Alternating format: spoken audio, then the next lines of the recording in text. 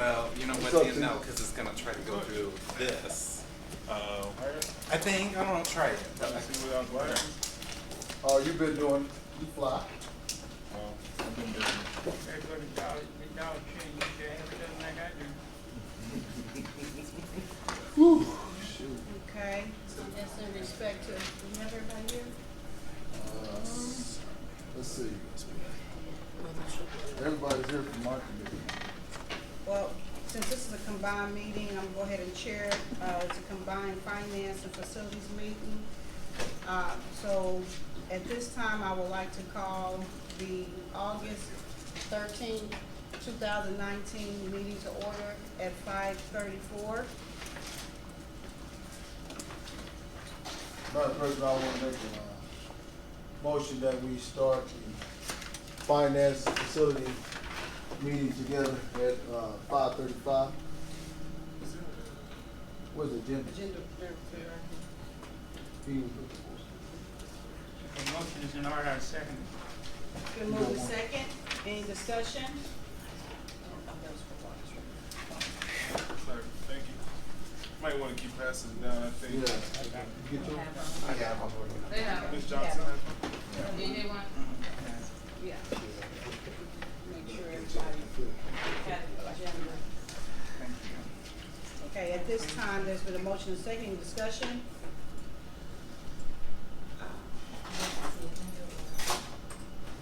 We're going to the, all in favor? Aye. Motion carries, 4-0. At this time, I'm seeking a motion to adopt the agenda as printed. I have one amendment in terms of the financial update will need to be moved later because Ms. Wilsey is running late for an appointment. She'll be here closer to 6. So item 4.1 can be moved to discussion items. Okay. What motion did we just approve? That was just one. That was just called a meeting. Call me, we haven't We haven't done approved nothing the to- call to order. Yeah, we haven't done anything. So we haven't done anything towards the agenda. Yeah, you good? I'm good at this. All right. Second. Madam President, I'd also like to make an amendment to the discussion items, adding board travel to, I think it would be, I guess, item 7.0.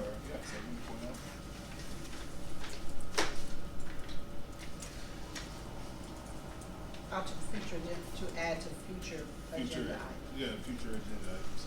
Okay. Is that going on with you guys as finance or? I believe so. Okay. That's the next. I want to make sure. Okay, is there any discussion?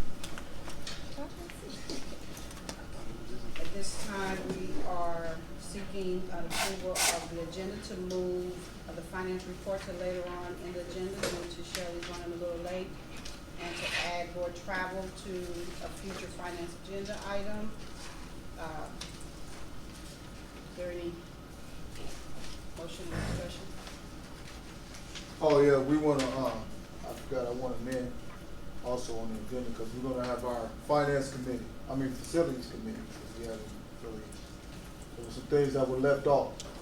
So we can make that for next Thursday. The other following Well, Thursday. you can just do that. Oh, yeah, I can do Yeah. that next time. Okay. Madam President, I'll make a motion that, we accept the amended adoptions to our agenda, starting with 4.1 being moved to the end of the discussion, at the end of discussion items, and also 7.1 7.2, which would be board travel. Oh, there's a back. Yeah, 7.2 to our Future agenda. future agenda. All right.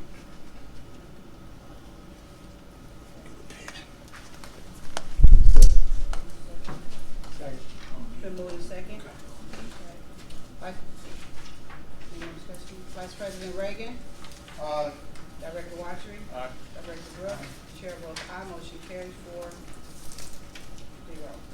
Okay, at this time, the chair is seeking approval, have every board member had time to read their finance and facilities committee meeting notes.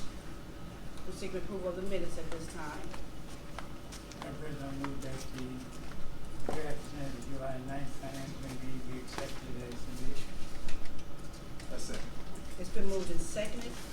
Any discussion? Okay, we'll vote on that separately. Director Watry? Aye. Director Brooks? Chair votes aye, motion carries to agree, and Vice President Reagan.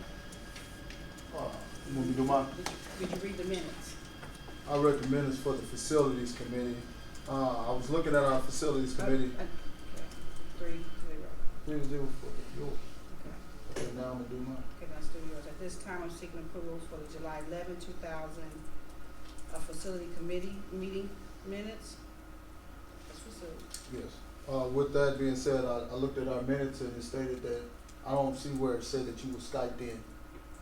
She was Skyped in minutes. It's not in our minutes at all. So we need to make that, put in for our minutes, cause it's not in there. Oh, I see it at the top, the June 20, is this the June 27th? No, July. No, July, no, 11th. July 11th. Wasn't in there. If we can correct that, we, Sure. greatly appreciate it. Is there any other corrections? Seeing none, Vice President Reagan, motion, we need a motion to accept that, the change to You want me to do it or you want me to? So here's a point of reference. The minutes that are in ESB right now, listed as the July 11th minutes, are the June 27th amendments. And so they are not the July 11th minutes for the facilities meeting that's there. So you could hold off on approving them because these aren't the minutes. Well, since we got it on our agenda, we already have approved it and we've already been talking about it, I think we should just go on forward because it's still gonna have to be, corrected anyway. And we're putting them Something together. You haven't read. Well, I've read them. I've seen it. That's what I was asking if You everybody. read the July 11th and it's dated at the top of the document, July 11th, because I'm looking at it and it says June 27th. Unless Well, mine let me is see here, cause different. I know we have one sent. Yeah, I sent them. He sent them out. Yeah, I You sent emailed them. them out. Yeah, he Okay. already sent them out. Yeah. Cause We remember sent them I out asked that, a couple that's why weeks I asked if I could see I them just from want, now. I want to make sure that you guys Yeah, we weren't read- approving yeah. anything. Oh, No, we no, read the no, I'm minutes. reading everything. Yeah. I'm reading. We read his minutes.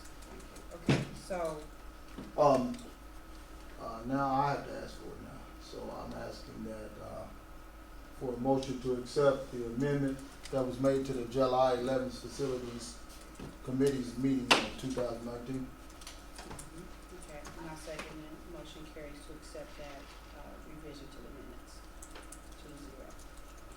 Okay, at this time, we're gonna move past financial update. Dr. Cargile, new business items.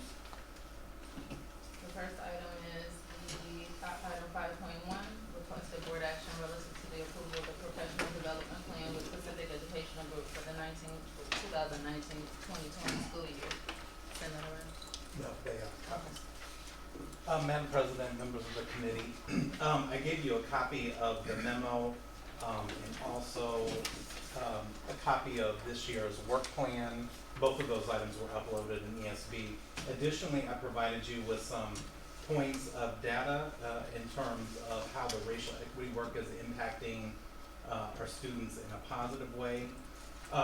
First, I'll walk you through the professional development plan for this year. So each summer, we work with Pacific Educational Group to kind of review what did we accomplish last year, where are we at in our work in terms of the district's work around racial equity, what are those next steps, how do we keep moving forward in that process. And so what the professional development plan captures for next year.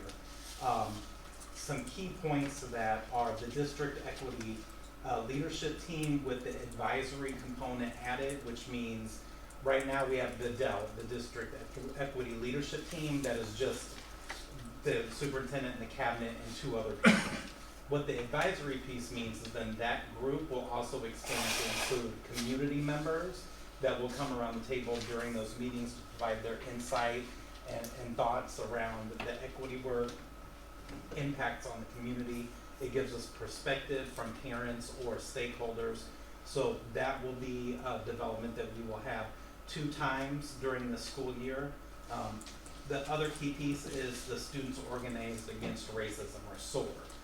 So last spring, the students had 2 sessions of that, and then this year, they'll have their third session, essentially 4 more sessions. So 1 each quarter, where Dr. Watson, who was our keynote speaker that you might remember, comes and works with those students for a full day and providing them the tools to do the work at their school around anti-racism.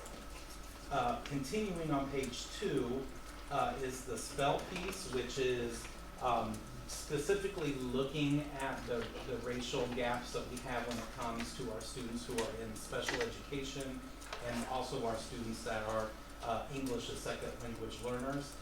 Dr. Skinner leads that work with the representative that comes along with different groups of special education teachers or people in the student services department. And then the final key piece is the care team coaching.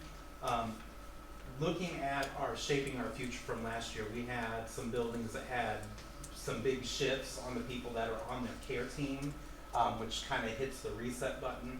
So we'll have Ladine King, who is an expert around care and has worked with us for the last 3 years on care piece, come in and really do some targeted work with those teams that need to kind of regroup and rebuild. And if you remember, care is the piece that's specific at looking at instructional practices in the classroom in terms of making sure that the lessons are relevant to the student that we serve, looking at achievement data and looking at the racial achievement gap, and then what teachers are doing in their lessons in order to address that. So that's kind of a cap of the key pieces in terms of the plan that we worked out for this year. I provided some key points of data that we've seen positive impact or movement since we began our work with Pacific Educational Group. And then, in kind of a timely discussion, we were one of the first districts in the metro to really lean in and start having this conversation while clearly others are still struggling to begin it, unfortunately. But we've seen a positive impact in terms of our 4-year graduation rate with our Black, Hispanic, and multiracial students. We've seen drastic increases in their graduation rates. On those other pieces, we look at the number of OSS days, the number of hearings have decreased substantially when we look at our students of color, along with superintendent hearings. Those have either gone down, or the buildings that have been at 0 hearings have stayed at 0. And then the last piece is the handcuff report. So we literally track any time a student needs to be handcuffed for their safety or the safety of others at buildings. And you can see 4 years ago, when we were just kind of new at this work, we were doing that 39, 36 times, depending on if you're Black male, Black female. Last year, we're at 18, 9, 28 overall in the district, where we have been at 82. And those are all just pieces as we work around this racial equity conversation of working with people to become more racially conscious and see what role race plays in all aspects of the system, which is kind of the charge given by the board policy, that our job is to look at systemic issues and look at there's racial pieces that are underlying into the practices that we have in place. So decreasing the plan in terms of, as we continue to build our own capacity around this, we start needing less and less from Pacific Education Group. So I mentioned in the memo, 3 years ago, our contract was approximately 115 with the Pacific Education Group. This year, we've reduced it another $11,000, so we're at $86,000 total. Last year, we were at $94,600. So as we kind of continue to build capacity and have our own expertise, we will need, each year we're going to need the support of Pacific Education Group in terms of training less and less. So this will be an amount that will continue to go down as we kind of build our own capacity to carry on the work without their assistance.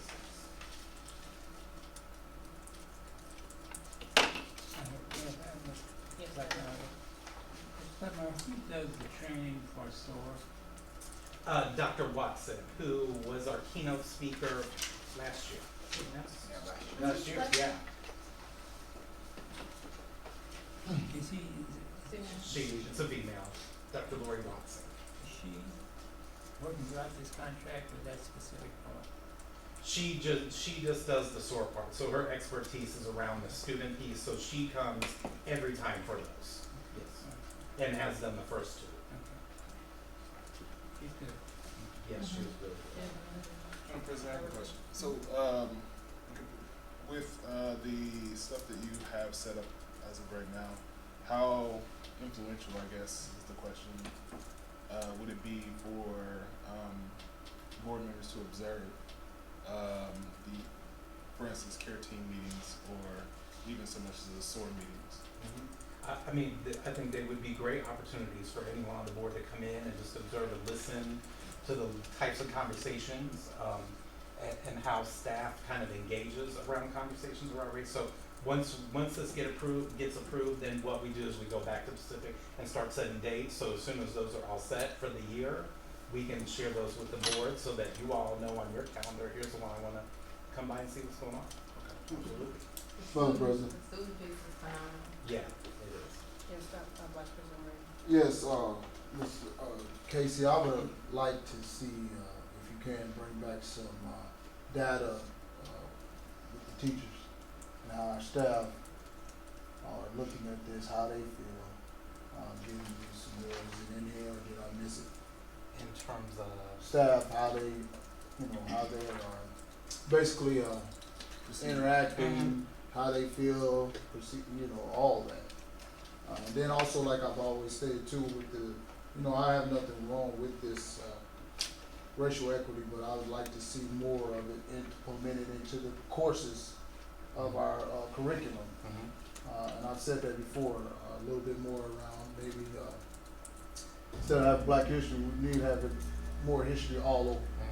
And that's the piece that I would like to see more inside of the schools for our children, all cultures. yeah, absolutely. And so that's one of the key pieces of the care team group at each building. So that may be like when we talk about coming to observe, one of those building level care teams would probably be one that you would want to come kind of see the teachers, because that's the kind of conversations that take place. How do we continue so it's all throughout the curriculum, not just this time or that time. I have one other, Yes.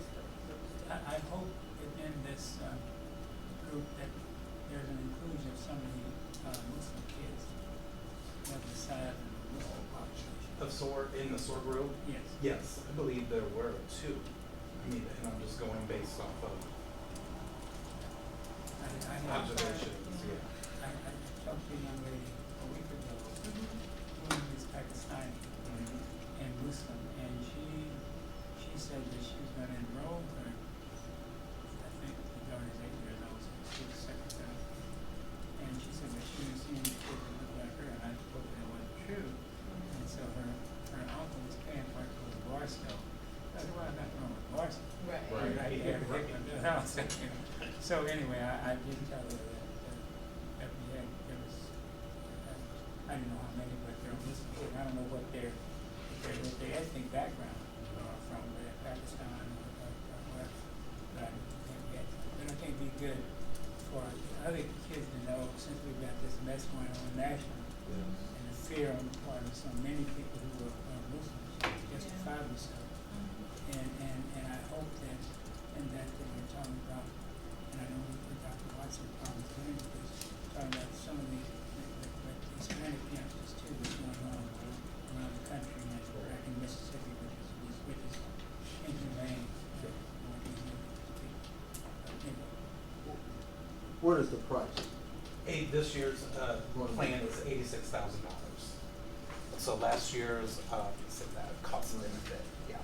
So this year's 86, so which is 11,000 less than last year and 30,000 less than our plan from 3 years ago. And what fund is this coming out of? This is paid for out of Title II federal funds, which is provided for professional development. And what would be the remaining balance in our Title II professional development fund? That's one we need to show What's the here. Yeah, our Title II funds, so key pieces that we use for it, we use it to pay for our relationship with KCTR, which is about $90,000 a year. Then we've always paid for Pacific Education Group out of that. And then we also have funds set aside for other professional development opportunities in which the district will cover us. But Shelley will have the exact amount of Title II. Right, because it would be very good for the board to know how much is actually and remind us how much is in that, Title II fund, Yep. how it's being allocated for professional development, and then those sub areas for PD. You know, how much are we spending in each building, and what is it, you know, being used for, to make sure it's equitable across the entire district, which I'm sure that it is, but it would be good to kind of remind us if you had it before, but I don't believe that. I don't think we've given you like I don't think specific that details on Title we've II. given us the specific detail regarding Title II funds. In addition, I wanna repeat what some of the board members have already said. It's necessary, if we're gonna make a commitment as a district to, invest in, the diversity and inclusion in the Pacific Education Group, how are we gonna measure that moving forward? How is it truly being implemented? Is there a framework in which, or benchmarks or criteria in which we are using per grade level to measure that? So, I mean, to say that it's effective, it'd be nice to see how we're truly evaluating it. What's our level of expectations? I mean, who am I speaking to here that can provide that? And that was the intent of them sharing the Yeah, data that's some of being the data presented. points we shared. Yeah, I think that, okay. Those are the criteria that we're using Yeah. to continue to watch our graduation rates and discipline as well for our Black and Hispanic students to make sure that graduation rates continue to improve and those other areas continue to decrease. Yeah, I understand that, but what I'm asking is because I do remember a year or two ago, we discussed it being implemented within our curriculum. So let's use art, for example. A third grade level art, culturally relevant content. How are we utilizing it in those specific grade levels across the board? That type of specifying it in that detail, because that assures me as a board member and as a community stakeholder that, you know, these title funds, we're monitoring it and we truly have a commitment, we have a framework in place. Am I pretty clear on that? I know that if I go to an art class, you know, there's culturally relevant artwork in grades 2, 3, 4, and 5, based on the course syllabus, this is our outcome, to expose, you know, different ethnicities to different foods or whatever the case may be. I mean, I can go in detail, but I'm not trying to use that side of my brain. I think one thing that would be helpful is just getting more anecdotal information from teachers specifically, so you can hear what are teachers doing in the classroom to make the learning more culturally relevant. Although there are some components that are aligned in the curriculum, when you think about the pre-K through 12 spectrum, there really has to be opportunities for teachers to do that on their own. And so they've got to be able to bring in information, articles, discussion topics for students to really engage them in dialogue about race, their experiences. So there's a different level, a little bit more adaptive, and that would be a good, I think, use of their skills. That would be an opportunity to see what have teachers learned as a result of the professional development, that they are able to do these things in the classroom. So that's what we can get that. Okay, I think that's a good start. Madam President, I would move that we accept the superintendent's recommendation of approval of the contract on professional education, so on and so forth, and that we pass on to the board for approval. Because we will be passing on to the board, will we not? Yes, sir. You wait on a second. Yes, sir. Second. But yes, sir. Okay, so any more discussion? Okay, seeing none, at this time, we're taking a vote on the approval of the professional development plan with Pacific Education Group for the 2019-20 school year. Vice President Reagan. Aye. Director Watry. Aye. Director Brooks. Aye. Chair votes aye, motion carries 4-0.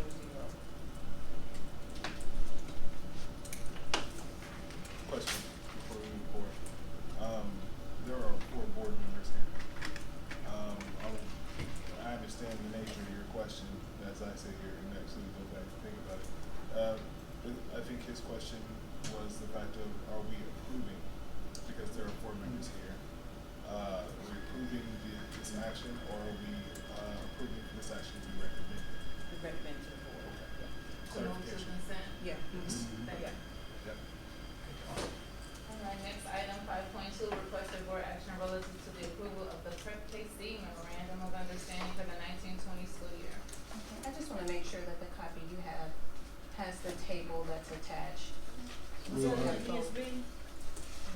It's a front and back, and so I just wanna make sure that when we did the education committee, we didn't have the table, so I brought copies just in case. Yeah, thank you. So I wanna make sure you have the table in the back. Good. And that just outlines the scope of services that I'll speak to as I'm. Got it.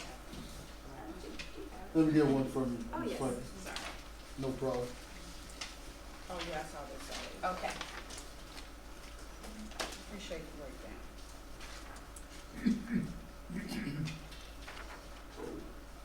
Okay, so the Prep KC Memorandum of Understanding is an annual agreement between Hickman Mills, C-1, and Prep KC to provide curriculum development support for grades K through 12 and opportunities for college and career readiness for students and staff.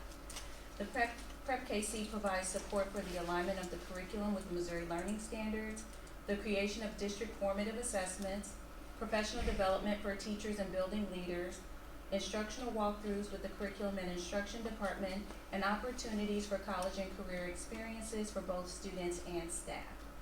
The 4 major goals of our partnership with Prep KC include: number 1, increase academic proficiency for all students in math and literacy; 2, increase post-secondary readiness; 3, increase district and school level capacity to implement and sustain core strategies introduced by Prep KC; and 4, increase leadership capacity to achieve key curriculum instruction and college and career readiness goals. The cost summary below, which is actually on the back, outlines the specific supports to be provided by Prep KC during the 19-20 school year. The total cost of services is $138,000. However, based on the cost sharing agreement, HMC1 is responsible for a total of $71,500, which is a reduction of $3,300 from the 18-19 agreement. Our continued focus on building staff capacity has resulted in a need for fewer supports and a reduction in cost. The alignment to the 2019 through 2024 5-year strategic plan includes alignment with our schools pillar within the 5-year strategic plan, specifically around academic growth and continuous improvement. The Memorandum of Understanding also aligns with Quality Indicator 2.2, providing effective instructional programs with a priority focus on increasing student performance in math, ELA, science, and social studies, which assists the district in earning full accreditation. Lastly, Prep KC works with the district staff to increase real-world learning experiences through our college and career readiness focus. They've also partnered with the district in writing the Ewing Marion Kaufman Grant the district just recently received. The superintendent recommends the renewal of the Memorandum of Understanding with Prep KC for the 19-20 school year. Out the grant opportunity, was the grant written to support the cost of this? No, No, it's it will not go to a specific account. It will not go towards it? no. Okay. What fund does this come out of again? This comes out of the district budget. Okay, just the general fund?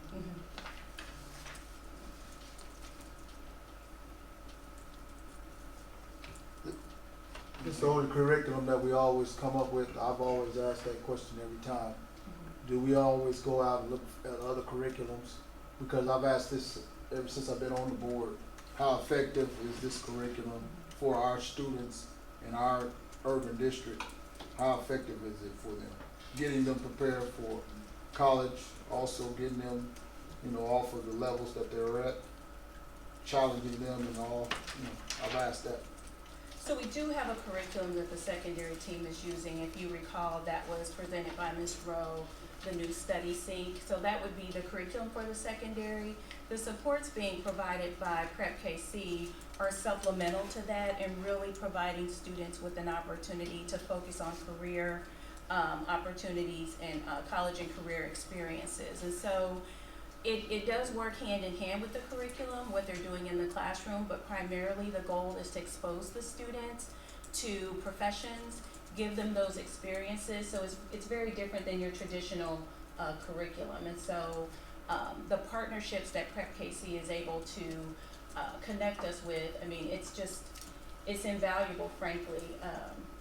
It gives students an opportunity to engage with multiple professions.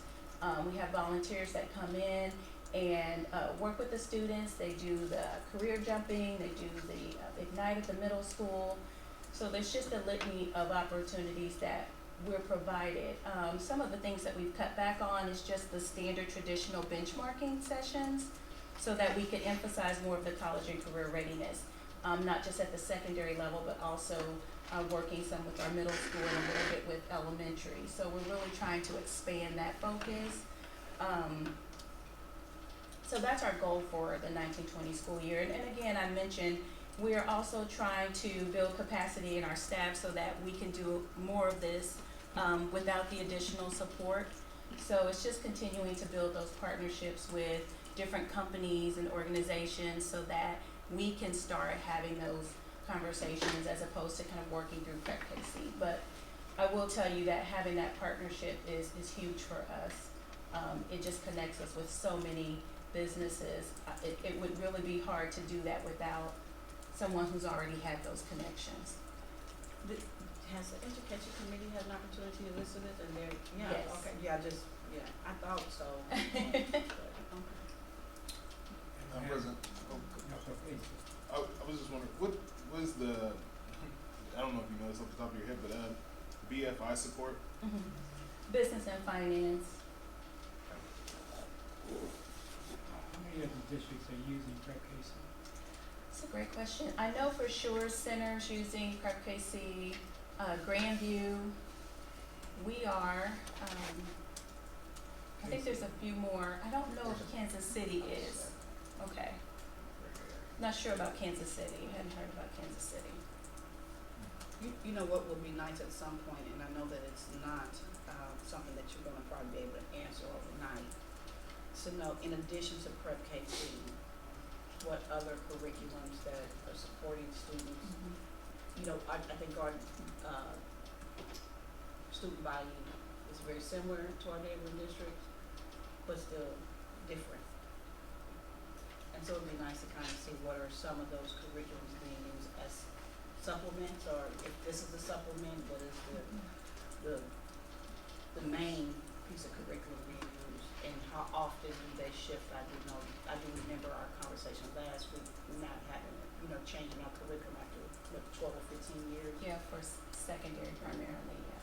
Yes. So Study Sync is new, and so we'll be able to share some information once teachers have started teaching, be able to see what are those alignments that you're speaking of, and how can we align that with what's being provided through Prep KC. So we'll be able to have more information to share about the curriculum and its alignment with Prep KC's supports. Now, Study Sync, is this the first time we use? Yes, this will be Who else used uses for that? all of the high schools. I know for sure that I believe it's Raytown. I didn't sit in on that call with the rep at that time, but I believe it was Raytown was one of the schools that we heard from the rep that they were using Study Sync.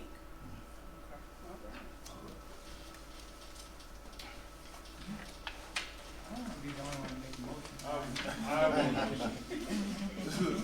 A motion that we accept the requested board action relative to the approval of the Prep KC memorandum and understanding for the 1920 school year. I'll second. It's been moved second. If there's no further discussion, we'll take a vote. Vice President Reagan, Aye. Director Watry, Aye. Director Brooks, Aye. Chair votes aye, motion carries 4-0 to accept the Prep KC MOU for 2019-20. Yes, everything, was approved and moved to consent. That was gonna be my next question. I'll put it in. Maybe that should be mentioned in the I'll motion. make sure I mention it. I have the next 4 items. I was just gonna go around and pass them out real quick, if that's okay. Yeah, these look like they're necessary. Okay.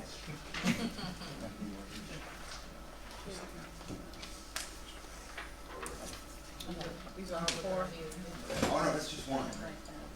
I have, He's still coming. He's got 2 more. I have 3 more. 3 more?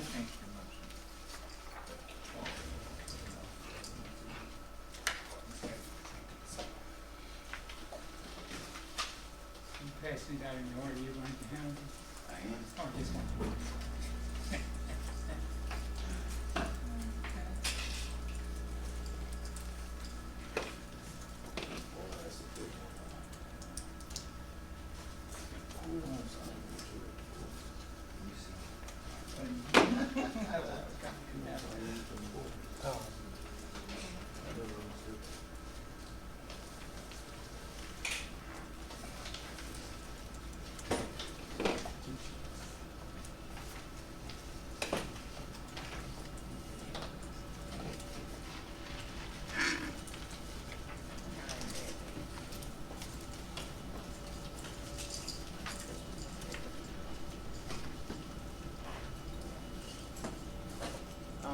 And you're gonna see basically, all of these, we serve, I can kind of give you the intro for them. We serve students with unique needs for our special education, students that are being served in special education that we cannot meet here. So a lot of these partners who we partner with provide services that we cannot.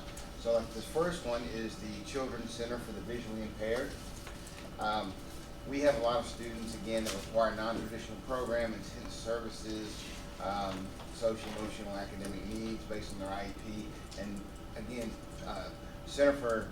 Children's Center for Visually Impaired is significant visual impairments for these students. They prepare students for the visual world. They reach their highest potential. They work with children, very young children, primarily infant to kindergarten age. Again, visual impairment is significant enough to have an adverse effect on their education. So if you look under the additional information, you'll see that at the completion of last school year, we had 7 students utilizing the service. This year, we anticipate 4 at the moment. 3 of the 4 students are ECSE, or early childhood special education, and the cost of the tuition would be 100% reimbursed from the State Department through their special education funding source. The 4th student is kindergarten, which is the highest level that they particularly educate. And if you look on the next page, there's a tuition rates below, but again, they have several services and several rates, and I didn't want to put them all in there, but they are in the attached contract. It talks about all the different services that they provide and the different rates for them. Approving this contract allows our students to use the specialized program to meet their needs and make sure that we're in compliance with their IEPs. And that's pretty much this one for this. And again, it's specialized for early children with vision concerns.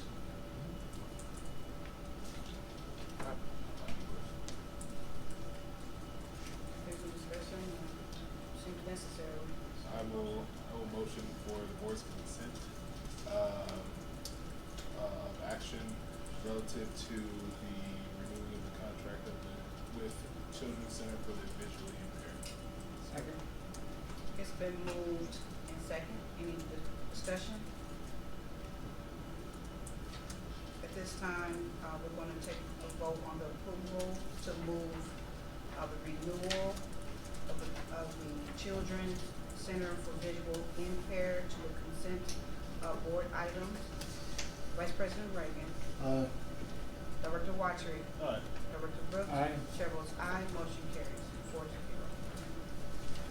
The next item, which is quantum health contract, this is a little different because this one is not directly with the children. This is for the adults to provide the services for the children. So this is a high needs area that we have difficulty filling. Quantum basically is a long-term professionals that partner with a lot of educational institutions. We've worked together for several years to fill different positions. The ones that we're talking about tonight are speech speech language pathologist and occupational therapist. Looking at this, last year we used 7 SLPs or speech language pathologists, and we didn't have to use any OTs or occupational therapists. This year we do need to use their services to fill 6.5 speech positions and 1 occupational therapist. And basically this is again in compliance to meet the children's IEP to provide the services as outlined, because again, we do not have staff on board, so we contract with others that can provide that staff. The hourly rate is $61.50 per hour for each contracted staff member. And again, they have a high skill set. They also become a part of the special education team. They work with the students, have a good rapport with the parents. And so again, I do feel that this is a needed service for our students. You said we have, I'm sorry, you said we have 6.5 vacancies. No, I didn't say vacancies. I said that's what we need to complete our requirements for the students' IEPs. When you go back and you look at their minutes and what they need for occupational speech, we did that at the end of the summer last year and working through this school year. Everybody that needs this, we looked at the minutes and said we need 6.5. Again, last year we had a little bit more. We needed 7. We do have a couple of SLPs on staff, but not nearly enough, because they can work with companies like this and make a lot more than what we pay them.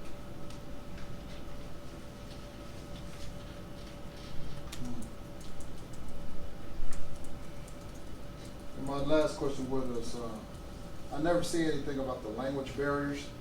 I mean, like for people that might be not able to speak English, is that not their first language? Like, what do we do for those students who are in these type of programs? Do we have someone for them? Are you talking about ELL students? No, just in general. Or students with like speech impairments? Speech impairments, language-wise barrier. I mean, not all languages use the same things for talk. That's what I'm saying. No, we do have, Massive. needs for language learners, a separate program altogether that services every student that English is not their primary language. Mhm. Is that what you're talking about? Yes, sir. I'm Yeah, incorporated in this too. Well, that's kind of a separate from this one, Okay. because not everybody that has a speech challenge, if you will, because they don't speak English as first language, qualifies for special education services. Oh, that's what. Thank you. Okay? Yes. Madam President, I will move that we request consent of the board for the action relative to the approval of the renewing of the contract for Quantum Health. I'll say. It's been moved and seconded to move the approval of the renewal of the Quantum Health contract to the full board. Any more discussion? Seeing none, Vice President Reagan. Director Watchery. Aye. Director Brooks. Aye. Chair votes aye. Motion carries 4-0. The next is the Blue Springs Deaf Hard of Hearing Educational Services Contract. Again, this is for our students that are deaf and hard of hearing. And again, we don't have staff that can actually handle those students' needs. So we partner with Blue Springs. They do have a program, and they have a couple of their schools set aside so that again the students can actually be educated along other students that do not have the special needs, so they can work with them with signing and other forms of communication. Tuition cost is approximately $51,000. Last year we had 2 students that provided or needed this type of service. I will tell you we don't have any at the moment. We have no students right now needing the service, but if we do get somebody, we need a contract in place so that we can actually go ahead and place them so they don't lose any educational time. And which fund are coming out of again, you said? These come under general fund. General fund. And that's been budgeted for. Now I will say, if there is, and if you look at the cost benefit at the bottom, it talks about high need fund category, even though it's coming out of general fund, we have a threshold. If it costs more than 3 times what it typically costs to educate a student not in special education, we can apply to the state to get refunded some of that money. What's the percentage? What's the percentage Percentage of what? of the refund I'm just talking about? You state. We can apply to get 100% of the refund over the threshold. Oh, What do we get for per student for, in this particular category? How much per student? Is it different than we get for the general population? As far as what we get from the state, Yes, per student. It depends on how much we spend on that student. Oh, okay. Whatever we spend on that student puts us to that threshold and above. So, we would get reimbursed whatever it is over that 3 times. but, and again, like I said, right now, we don't have anybody, but we do wanna be prepared and have an agreement in place so that, we can, service our students. And I will tell you this year, and I brought one and it's attached to this that really, is a little separate.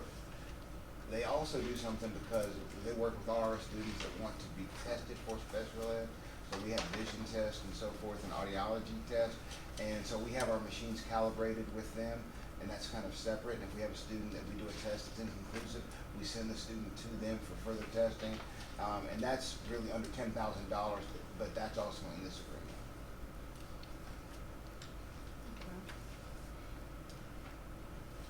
Well, Madam President, I would like to make a motion that we accept, the superintendent's, recommendation for requesting approval of renewing the contract with Blue Springs Deaf and Hard of Hearing Educational Service. Yeah, with consent to the With board. consent, bring it back to the board for, voting on. I second. It's been moved and seconded to move the approval of the contract with Blue Springs and Deaf and Hard of Hearing, educational service to the full board. If there's no, further discussion, we'll take action. Vice President Reagan, Director Watry, Aye. Director Brooks, Aye. motion carries 4-0. And the last one I have is with the Nova Center.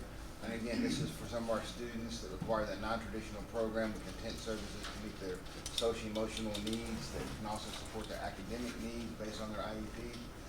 The purpose of the Nova Center is, again, a specialized program for students with disability that have they require a smaller teacher-student ratio. This is a 1-to-4 ratio while still working on their IEP goals, social, emotional, and behavior skills. They assist the students to develop skills and lifelong relationships. They work on a leveled socioeconomic, or not economic, emotional behavioral system. And once they've earned the highest level for 90 days in a consistent period, then the IEP team can meet and talk about bringing them back to the regular education setting. At the end of last year, we did have, or not at the end, but yeah, we did have 14 students at the end at last year, and actually this year we're only talking about 12, so we were able to bring a couple of students back at this year. So the cost of tuition is going to be $146 per day per student, and this is all inclusive of their services, educational fees, and materials. If a student requires more attention, perhaps like one-on-one attention, that's when the tuition rate goes up to $229 per day for the student. And again, this allows us to meet the IEP of the student, to meet their needs.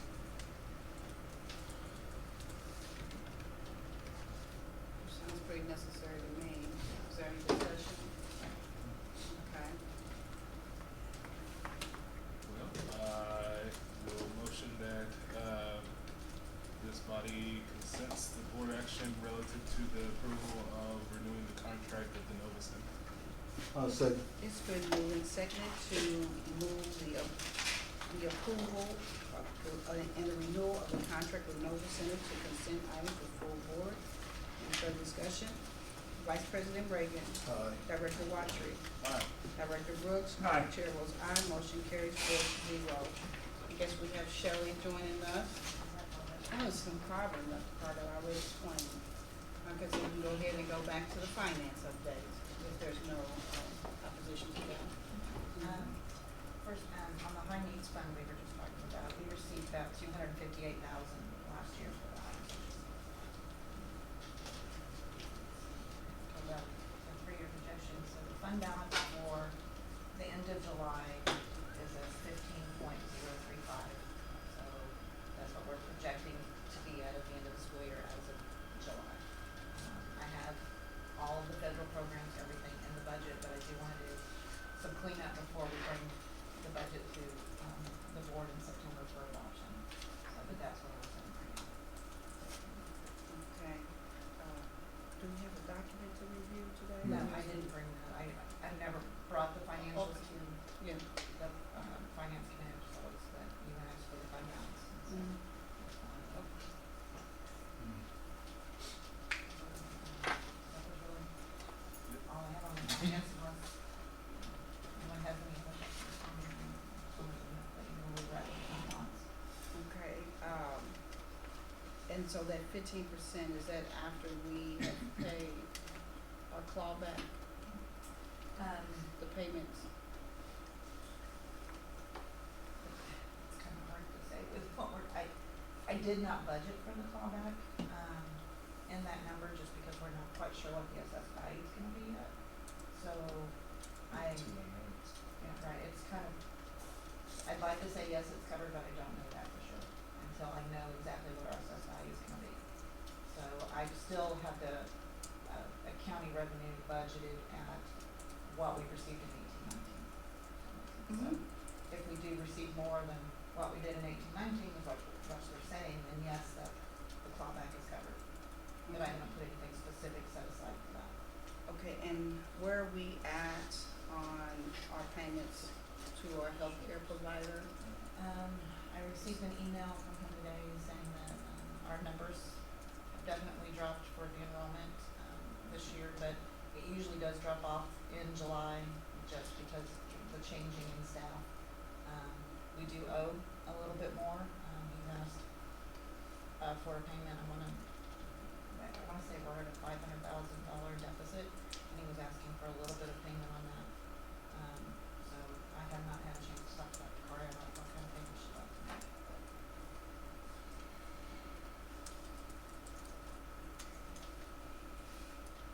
Madam President. Yes, Vice President Brady. So it looks like the percentage that the board had asked for leadership to come up with, we're not gonna reach it. I'm sorry. The 15% That's for this funding. what I do for budgeting of benefits is I always budget like every staff member has benefits. That way I have a little bit of extra money in there to play with, and that's what I ended up using last year to make those payments. So, cause only about 85–86% of the staff actually have benefits. So there's a little bit of play in the benefit number. So the answer is yes, we're Yes. projecting to I'm end sorry. 15% fund Yes. balance. Thank you. Okay. All right. Is that it for the financial piece? Okay, I don't have any, yes, I do have a question about the assessment. How did the assessment meeting go yesterday?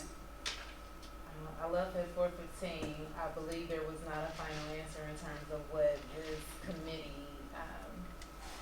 was tasked to do. They didn't come to a final decision, right? But they had to before we receive our bills and our levy amounts. But they didn't make the closing out. So, how could, how could this affect our district in a positive way, or how could it affect it in an adverse way? And what other surrounding districts could be impacted? Everyone's By gonna be either. impacted with the increase in the assessed values, and your levy decreases when your, make sure I'm saying it right, when your assessed value increases, your levy decreases. And it's vice versa the other way. And so, with all of the appeals, we're waiting to see what they're even going to decide on the amount of increases that people have received. We heard lots of citizen comments in terms of the detriment of the process. Preston Smith, who completed our demography report, framed the whole process as the worst in the nation. This process that Jackson County has followed at this point, he's terming it the worst process by far in the nation in terms of the assessed values. Did he testify? When he said it to us, or did he testify? He said that yesterday. Oh, And so we Okay. were both there twice. They had a morning session and then they had to break for the funeral. And then we went back at 1 o'clock yesterday. we're waiting.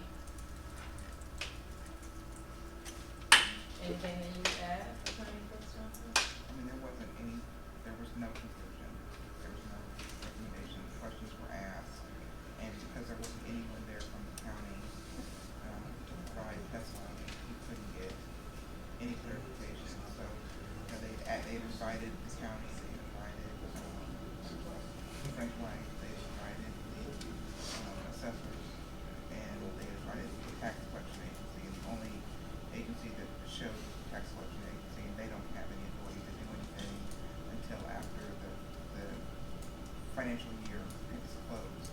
So while there was testimony given, there wasn't any conclusions or any information provided as to what next steps were going to be.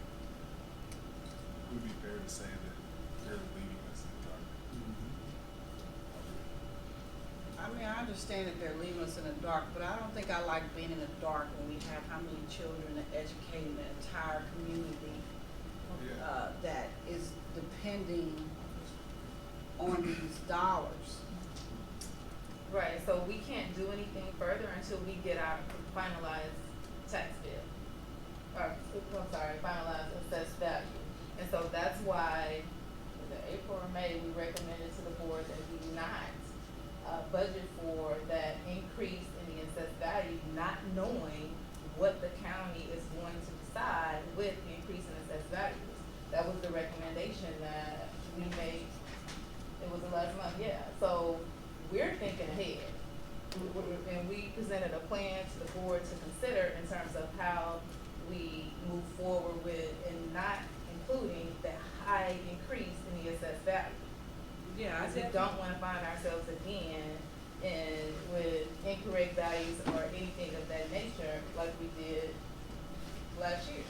Yeah, I definitely understand, and if Preston, I mean, you know, as an elected official to support our, to speak on behalf of our community and to support our children, I mean, this is just critical, and I hope that we keep a watchful eye on and monitor this with a very critical eye. I know that it's not anything we can do, but we just have to make sure we stay on top of it, and I'm sure that you guys are. So, I have a question. How many other superintendents or board members were at these meetings? Were either of you able to identify? There were 2 other superintendents there, but based on the timeliness of the meeting, convocations were taking place all across the district, all across the metropolitan area, so it made it really hard. I just got lucky that our convocation was last week Friday, and it worked in my schedule. I canceled my meeting with President Briggs and went there, and I was able to move some meetings that I had throughout the day and adjust and just be there. Not every superintendent was able to do that. I mean, I guess the reason for my questioning being the fact that this affects the district as a whole, the county as a whole. Would there be any, I don't know, I think I'm asking if there could be any as far as support that we could, I don't know, collaborate with the other surrounding districts as far as wanting an answer. Because I know that we are concerned about our district, our kids, our community, but as it seems to be affecting the whole Jackson County area, which ultimately is the majority of our districts, our surrounding districts to us. I don't know, like, I guess I'm asking more in the sense of solidarity. I think that's the word I'm looking for as far as educators, as a educational body. Is there anything that we as a board would need to do, whether it be through resolution or, whether it be through resolution or to collaborate with other districts to produce a resolution to ask for timely? I don't know how impactful it would be at this point when they were invited to the committee meeting yesterday and did not show. And so I think that's the reason why I'm asking the question, because people tend to show up when people show up. So comments by RG on Thursday. If something can be thought up, not saying that it could be, we may be just at a standstill and sit here and have to wait. But it's just an idea in which I'm throwing out to members of this committee as well as administration who are here. If I may, it's certainly on the legislators' radar because they ask specific questions of the tax collection agency relative to this very issue, to how do school districts within Jackson County borders deal with their tax levy hearings and their assessments. So it's definitely on their radar. They just aren't in a position to answer that any more than they're in a position to answer anything else relative to the assessment issue. The very last person who testified was the finance director for Kansas City Public Schools, and she noted the significance of the issue and put on the record the significance of the issue to all the surrounding districts. So, and it was even before then that the legislators were talking about and asking questions about this issue. So it's on their radar. There was, Madam President, there was a question about how much was from the Title II funds. She was asking about that. I have it She's got it. She was waiting on it. at 300, we have 451,904 budgeted right now, so after the pegs, we have $365,000. And there was another, KCTR. Yeah, Also a residency. Yeah. how much was that? It's 86,000, I believe. KCTR is the same. But I as think it is because it's what Is it the same? yeah, Okay. but it's close. I said the number 90. I think it's around 90,000. Yeah, you have KCTR, PEG, and regular district PD. And then my other question was how do we determine how we allocate that throughout the districts and how we spend those funds? That's our professional development, and so Casey is over Title II. He works closely with me and Ms. Frontline on the training, not just functions to be spent for professional development. So we can provide a list of the end of Like we upcoming should what was meetings. spent last year, like what all was covered by Title II funds last year in the fiscal year. Okay, that'd be great. All right. So now we're moving on to the discussion items from the committee agenda, the selling of Smith Hill and, vacant property. First, Johnson and Simonton. Today, before we really get into the meat of it, today I had the opportunity to just do a drive-by of those facilities. And if someone could share with the board what has been our maintenance plan since we decided to close those buildings. Our maintenance will be interior wise. We just now are starting to get in the moving process. Part of the process was the furniture that wasn't being transferred out to other buildings was being moved into the gym area.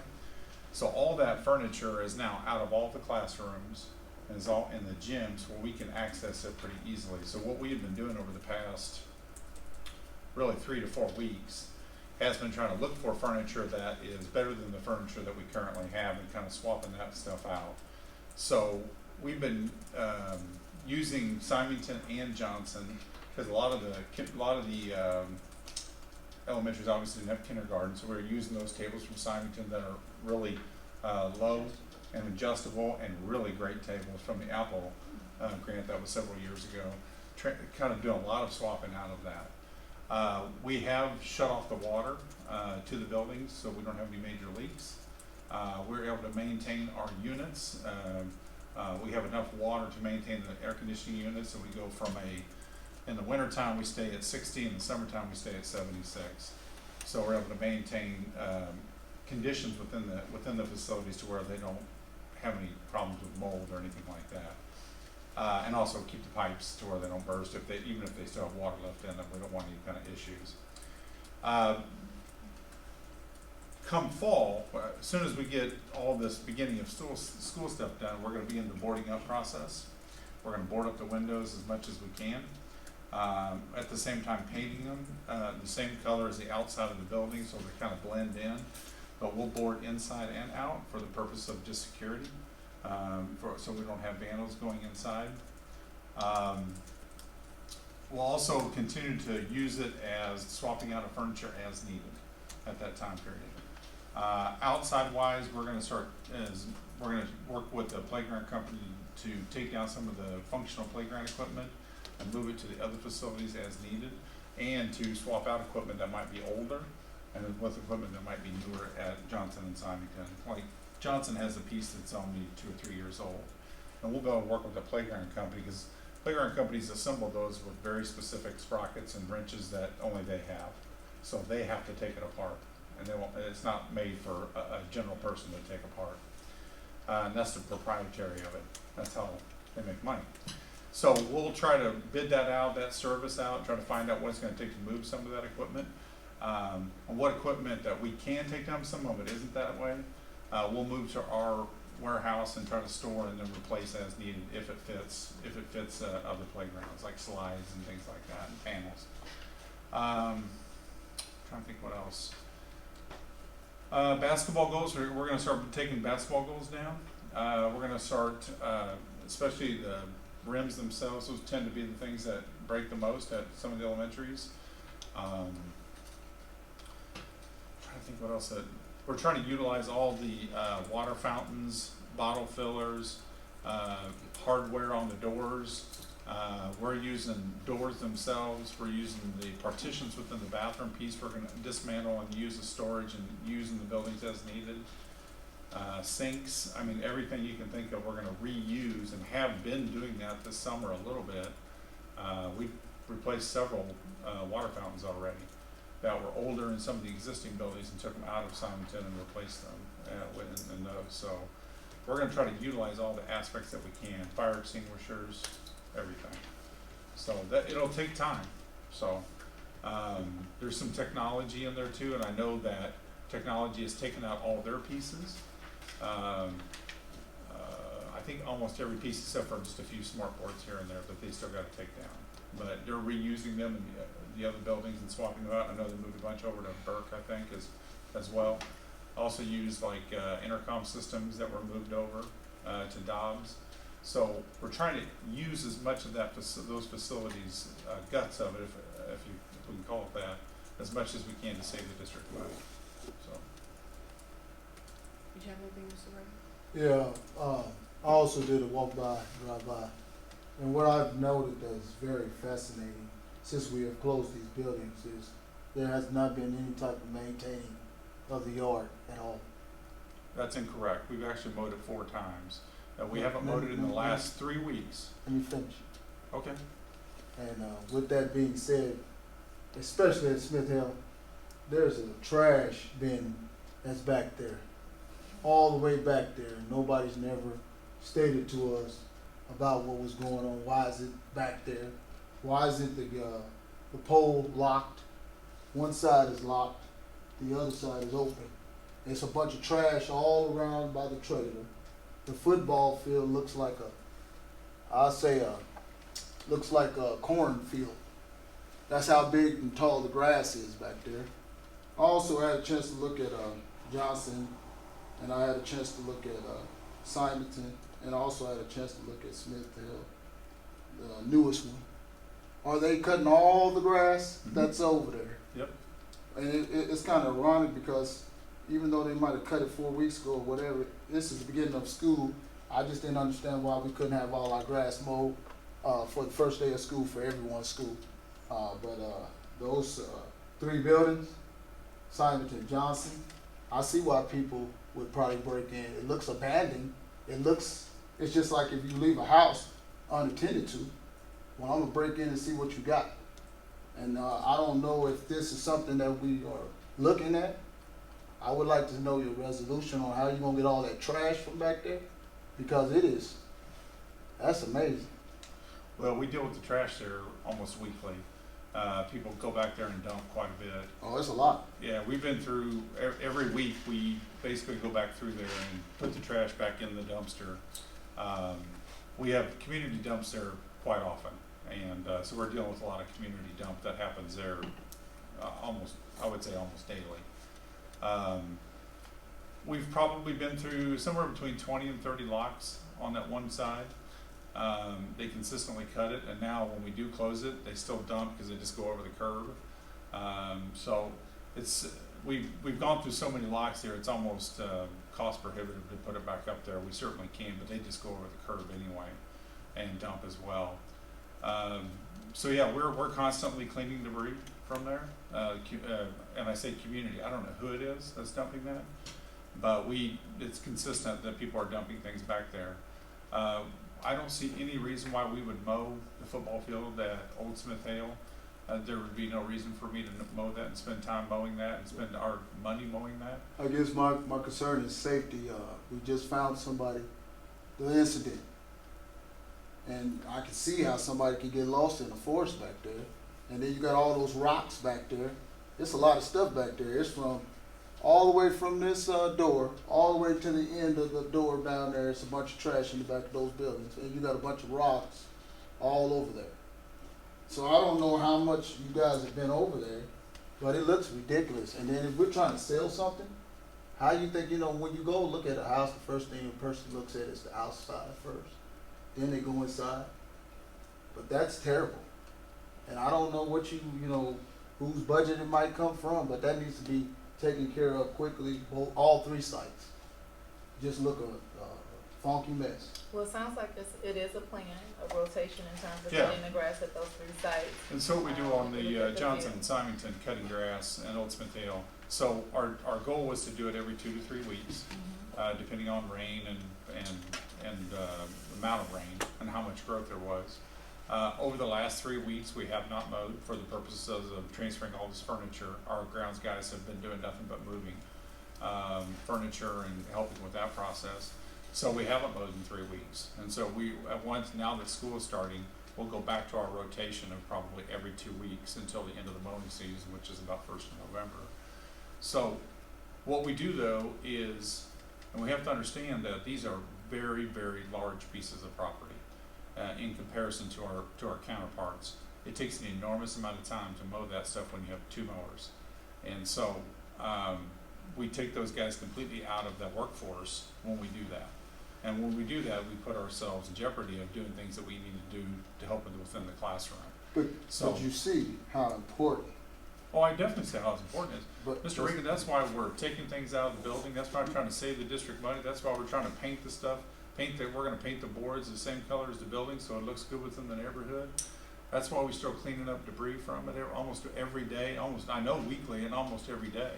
So those things are occurring on a daily basis. We're fixing windows on a daily basis that get broken out. Yeah, and That's- so, I know we can just go Yeah, back and forth about this maintenance thing.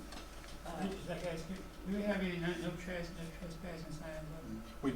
There are no press back in the back, but I mean, I go back there probably and once. like no dump, Yeah. and cite the ordinance, doesn't mean anything, people can do it anyway, but, I will say Self Patrol does a fairly good job of going back there and trying to run people off. I ran 2 people off last week that were back in the back.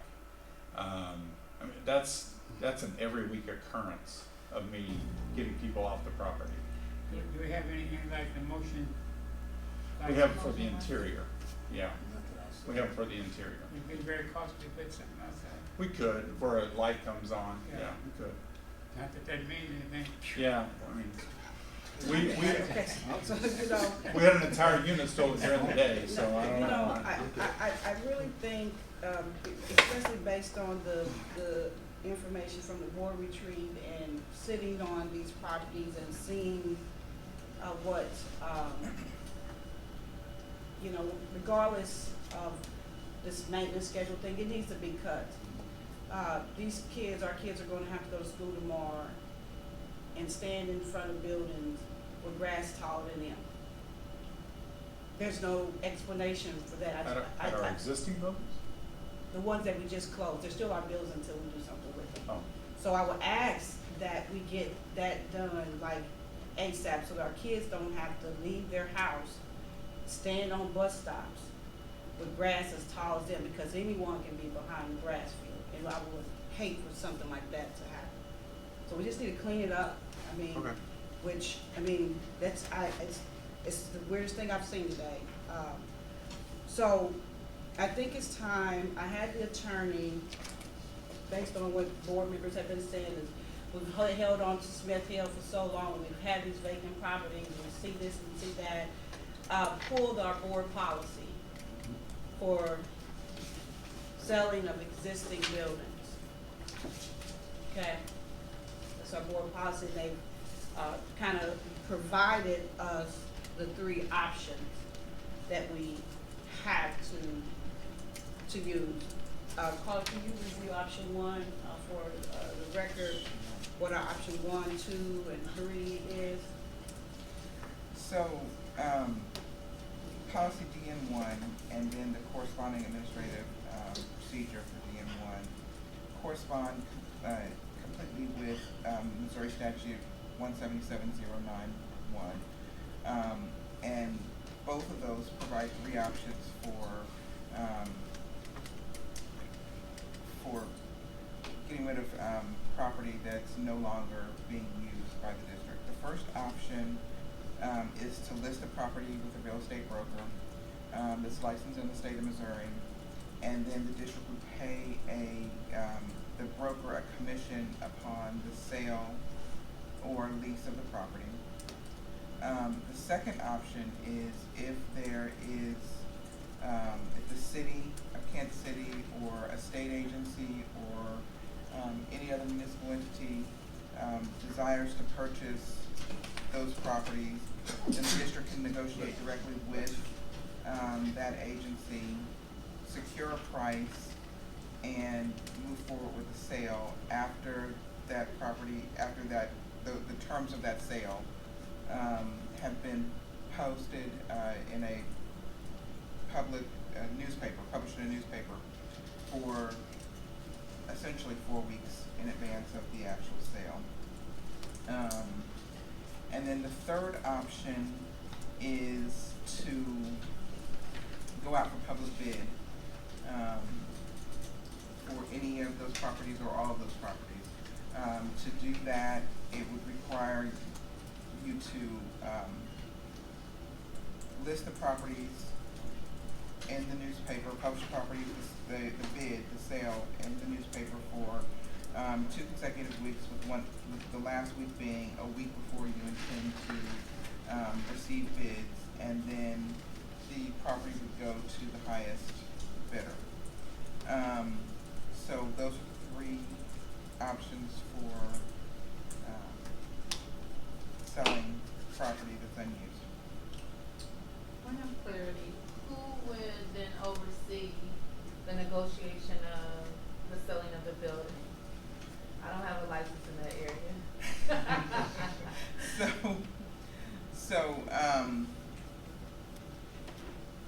After, I think, you want me to answer that? Sure. Okay, I think after, because I asked the same question, you know, after reviewing it and want the board to provide some feedback on, of this, for this discussion. But we have an attorney, and then the board may want to, use a broker as well, so that we stay flexible in our negotiation process, as a district. I just wanted to be clear on my role in the process and what that looks Yeah. like. I mean, that being done, right? Yeah. And No. negotiating the selling of no, but a it's very, facility. no, I think it's very important, as our superintendent to have, Included. to have a vision for what you would like to see in the area, if we're selling or something like that, just to have a say in that. Oh, for sure. I don't wanna be able, I don't want to negotiate prices or anything of that nature, and that Right, would be yeah. the expectation. No, Right. we would negotiate and we would prepare. If you all went for public bid and it wasn't done through a broker, because obviously if a broker did it, the broker would be negotiating the terms of the sale and would prepare the contracting documents that would be signed off by the board president. And and then we would review those. In the case of a public bid, we would prepare the contracting documents for the sale and negotiate the terms of the sale based upon instructions from you all. But you wouldn't do any of that unless you had someone come in and give you an evaluation of the property and then give you So the the statute, cost. Yeah, we've had 2 appraisals, one for Little Temple, and remind me again of the other. JLL and Associates. Thank you. How recent was that? It's back in 2017. We came and presented to the board. So, how much did that cost us? It was like $5,000 for the appraisal, I believe, 3 to 5,000. It was 3. Yeah, it was $3,000 for the appraisal. Well, we haven't had it done to schools that were closed. No, we haven't. Just Old Smith Hill. Did do that, was the ad building involved in that? No. And so if we're going to do anything, it seems to me that we ought to have an updated appraisal on that. If the folks say, well, 2 years is okay, you can still use that, or they should say we ought to do it again, we ought to have it done before that. And I think we had some discussion earlier about whether or not sales, or whether or not sending out for RFPs and that kind of thing. And I don't guess I'm getting ahead of your discussion. Yeah, getting a little ahead of it, and Well, we might want to discuss it, right, cause it's. Because, and as I told, Keisha, I think we ought to sell it myself, but I would go for RFPing it out if we thought, but that's, we're just here to discussion about what it looks like, what's happening to it. And it's not gonna stop, unless we have somebody that 24/7 Right. walking around the building, because they're still gonna find a way to dump it. They get taught, and some don't. And until the growing, the rain season is over, we're gonna still have the weeds in. So I would say if there's a consensus that we ought to send out some RFPs, I would support that. But my discussion in my mind, I think get rid of it and let somebody else deal with it is the best thing for us. But we need the money anyway. and to answer your question with regard to the appraisal, the administrative procedure provides the board the option of getting an appraisal. You don't have to, it's not a requirement, it's not a statutory requirement, it's not a policy requirement, but it does allow you the option of getting the property appraised, should that be what you want to do as a first step. I'd hate to negotiate a sale and I don't know what the property is worth. Well, I think what we experienced on that last appraisal, do you remember what that last appraisal was? And I think that I felt a little uncomfortable based on my response. The appraisal came back 1.2 million. at 1.2 million. And O'Hara at the time It's was 2.4 2.4 million. and hasn't sold. And hasn't sold. And so, the board has been discussing what are we gonna do with these properties, what are we gonna do with these properties, and then looking at board policy and asking the attorneys to kind of vet that, and what does that really mean for the district.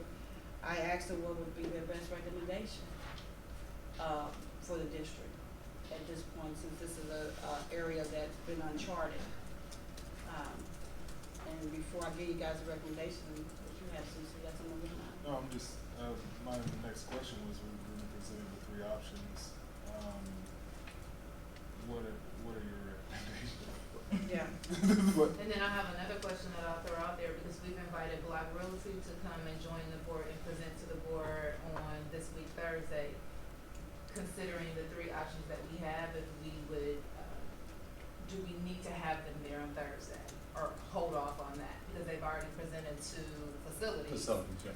Is it necessary to have them there this Thursday, because we have enough time to cancel and not have them present just for the fact of presenting, when we may go a different route? Well, based on the recommendation, that you have any question, I can give you No, I a just very. I just Put them got- all in there together. Yeah. I mean, I just had one, I know if we RP and do everything, the stipulations that we would have is, as we all know, people want that school. We do not want a charter school in here. There are certain people that might want a charter school. If we get a charter school that goes up into these areas, we will be done.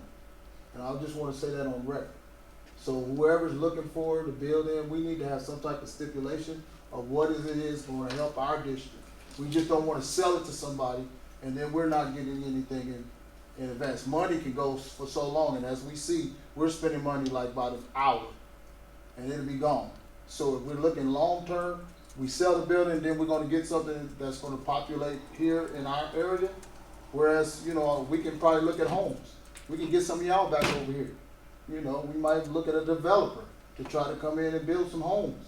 But those are some of the things we need to look at when we're trying to put these buildings up for sale. Just putting them up for sale to say that, we need to have that in that stipulation, probably at the RP. This is what we're trying to do over here. Because then that protects us right then and there. Council, you have to respond to that. And I mean, as you know, if the recommendation is either way, to go out for bid or to hire a broker, certainly you have the ability to negotiate the terms of that sale, and if the terms are that only certain types of businesses can go into that, you can negotiate that as part of your negotiation. And you know, a buyer is going to either buy it or they're not going to buy it based upon that. So Maybe a committee too.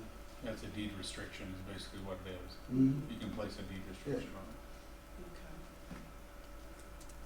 This is facilities and finance Yeah, that's because the we reason need why. to move, you know, we keep talking about it and everybody say, we need to get rid of it. And so based on hearing this for two years now, and with vacant buildings, based on our current board policy and the recommendations, based upon the 3 options available to the district, I move with the assistance of legal counsel, we conduct a public sale of the following buildings: Old Smith Hill, Johnson, Simonton Elementary, or in the alternative, engage a broker to assist with the sale of the 3 buildings. Did you get that? What I do got that. you read it again? No, No, I that's, said it real loud. I know, I'm processing, Okay. but, yeah. And move this discussion, this motion to the full board so that they can have an opportunity to weigh in on the next steps. I'll second the motion, but when it comes to discussion, what happened to the discussion in reference to RFP? If you want to sell it, you dropping that part of it? We'll work with the legal counsel to, do Can't that. do both. when you say Right. RFP, I don't think I understand what. Well, the discussion was earlier that we, and I thought it kept in what the Well, was saying it's is a that deed. we wanted It's the to deed. let somebody may use it for others. Lease it out or long term, that kind of thing. But the motion is to sell, you nullify the other. Well, with working with legal counsel means that we put those stipulations in on the Well, I'm okay with the sale. Okay, Sale. my discussion is moved. Then if we're not, No, I Do see. you, No, you mean wanna the put sale and the broker, like including, it was You want 2 the options RFP. there? the broker has to be a part of the sale. So you don't, Right. you know, damn, he's not good at that, I can tell. Does it have to in all of the, no, I understand it's 3 different ways. We can try to sell it ourselves through the guidance of legal counsel, Right. or we can, it's like 3 ways, or the broker, or what was the other Yeah. one? The other She one is said if the broker. city, if the city or a It said- governmental agency wants to it said- purchase. Yeah, motion, she it, said you can broker. Wait a minute, It hold, says hold. or. All y'all clicked off there. Okay, it said or in alternative, so we didn't have to go back to the board. Or in alternative. Why wouldn't you just say a broker and let it be locked in? Because if, are you saying that legal counsel would be the negotiating body, or would the board certainly wouldn't be, and Dan certainly wouldn't be, Superintendent might be, but, So did I already say? Board, So board. that was my next question Board was to Ms. Johnson, like, how comfortable do you feel negotiating the selling of 3 buildings? I mean, we negotiated the sale of buildings for other schools, so we're comfortable with negotiating the sale of and buildings. why don't we specifically say in the motion whether they are? But this motion provides you the alternative to make a decision on a case-by-case basis. So on one of these buildings, you may decide that you want to put it out for bid. And on another one, you may decide that it makes more sense to go through a broker with doing it. So the motion provides you the alternative to do one or the other. I'm good now. That helped. Do we need block realty here on Thursday? What was your question? Do we need block realty there on Thursday? I don't like to just waste someone's time and we don't know what. Block options. Realty did a meeting with Facilities Committee back on July. July. Well, actually, it was June 25th. And so and Ms. Briggs was there on Zoom Yes, as well. I'm doing. One of the pieces I want to talk about, what Mr. Reagan talked about, the piece that was attractive about them for me was exactly what Mr. Reagan talked about earlier.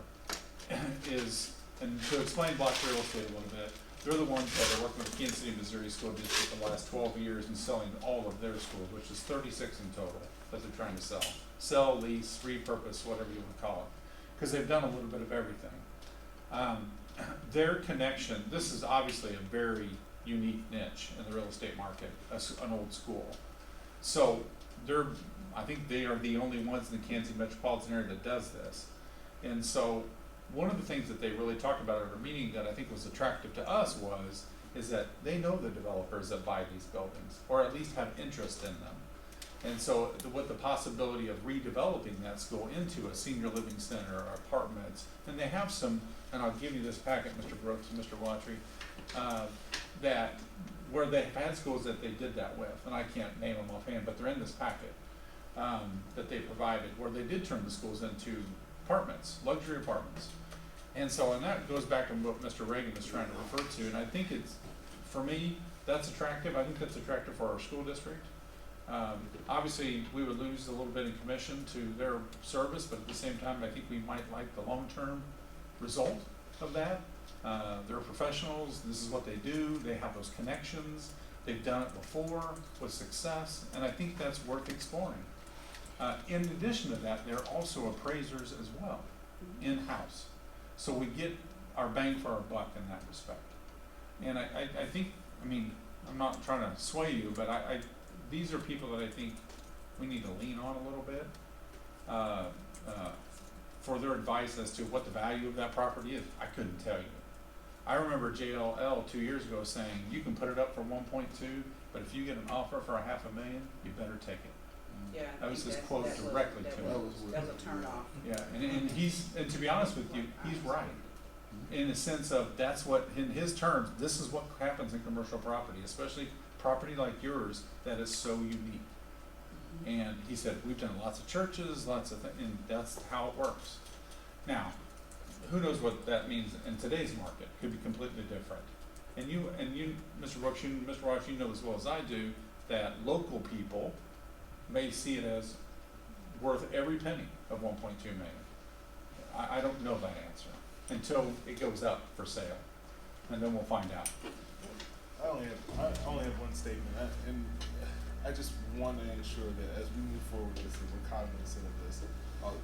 If the company that we're planning on going with, or the company that we're discussing, is responsible for the majority of the selling buildings for Kansas City, Missouri public schools, then we also ensure that I know that we're very motivated to selling these buildings. What I want to ensure is that we are not so motivated that we accept something that will dilapidate the community. Yeah, and that's a point well taken. So I don't see a problem with having them come and present. Yeah. I mean, that's more information for the Board of Education. My motion still stands as a following alternative. So that means that we can be flexible in the way that we handle the properties. The way we handle each and every property, but as far as, we haven't made a decision to go with any broker or developer or anything like that. It's in the best interest to have these informational items available to the board. So I don't think it's a waste. If it's a waste of their time, they'll need to show up. Well, we're the customer. Yeah, we need, I would love for the board to be fully informed. Yeah, I would love the board to be fully informed to make the best I decision don't think possible. that we assume, yeah, I don't, yeah, like to put it all out there. I don't Yeah. Well, here's the thing, I thought it was great to bring them back, because, I like for the whole board to hear from them. I felt that if you're gonna come and get my business, you can still offer me the time to give to a demonstration to everyone. And that's why I said it should go over also to finance, because that would be a finance when we have to pay them if we do go with them. I really didn't see a need to combine these meetings for us to discuss this, that's already done. Yeah. The thing of it is that, another thing is that I think that, who's the person we would deal with that block? Aaron Desmond. And one other point, you remember the reason why we didn't go out and try to sell these, because we wanted the demography study first. Because you were saying that, well, we're about to talk about this and this, and we still haven't done it, but we're waiting for the demography study to determine whether or not we ought to get rid of something or keep it. That's why That's why we held on to just it. wanted to bring it up. Yeah. We also didn't wanna sell it for nothing either. I mean, Well- but essentially, if I could put it into context, if we were to sell one of these schools and it becomes, say, low income housing, then that's going to help us regardless. Right, that's what I'm saying. So when we are talking about, I don't think we would sell them for nothing. I agree with Dan when it's like, so take the half when the offer is $1 million, because how it affects us in our district is that especially if we have a developer who is planning on opening up housing for our citizens, it allows us to be able to provide, I don't know, like help with our enrollment expeditiously. So I think that when there are a lot of variables when it comes to this, and I know we're discussing it, and I think that your motion is sound, but I'm only saying this to ensure that as a board that it's on record that we remain cognizant of these things, so that if we do get a sale or deal that we don't feel is fit, we have to think about what is the other opportunities as well as the advantages of doing so. And that was one of, if I may, that was one of the board, especially me. I didn't want to sell it to the person that I knew wanted to buy it at the time, because I thought it would be it would have wiped us out at that time. And that's why I fought strongly and I said what I said at the time about it. And then that's when the president did talk about the demography study and all that. So I'm with you on that. I just don't want to just do whatever. Okay, I yeah, got and I you. just wanna remind the board, do I need to repeat this motion or? No, he seconded. Okay. We're actually Discussion. Discuss. Okay, Call it Vice the board. President Reagan, Director Watry, All right. Director Brooks, Aye. Chair votes aye, the motion carries. Based on the three options available to us, we will move with the assistance of legal counsel to conduct a public sale of the following buildings: Osman Hill, Johnson, Simonton Elementary, and or the alternative, engaging the broker to assist with the sale of the above buildings. Yeah, and we'll move this to the full board for discussion. Okay. Future Kelly Services. Did we bring that contract? I actually wanted to put that on the agenda. And I'm hoping that the demography study is incorrect. I think that I would like my recommendation would be that administration bring forth some options by the end of the year, if we were to look at, bringing our, HR in-house or keeping it out-house. Make sure we have enough out service. Yeah, yeah. Out of house. You know, I feel like I do know what an outhouse is.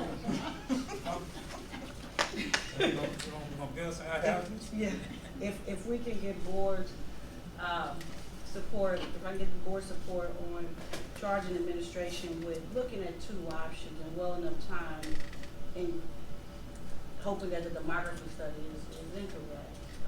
What would it look like with a budget to bring Kelly Services in-house? Or, So for the district to take back over yes. stuff in terms of what staff we would have to add on our side. Yeah, I mean, you have well enough time. And if I may, I think that gives us a better, that gives the students a better outlook too. If you think about it, if you see the same people teaching, and we're bringing them ourselves, as like we used to do. We used to have it in, and they would see you all the time, and they knew you. I think that would help out also, too, bringing that back in. Are we having a discussion about this right now? Or are we just? We haven't voted to the motion. Well, no, I know that we're just having this discussion, so I'll just ask you. Casey, what would you say is the pros and cons? Well, I mean, obviously a pro is that you're not paying an outside provider a premium to do a service for you. Right. The con is we would be the only district in all of South Kansas City that would be attempting to do their own sub-services again. So if I'm a person who qualifies to be a sub, I'm either gonna apply to Kelly Services where I'm in a pool of 10 local school districts, or I'm gonna apply and work for Hickman Mills and be in the Hickman Mills pool and hope I get called for a job in Hickman Mills versus a business that provides.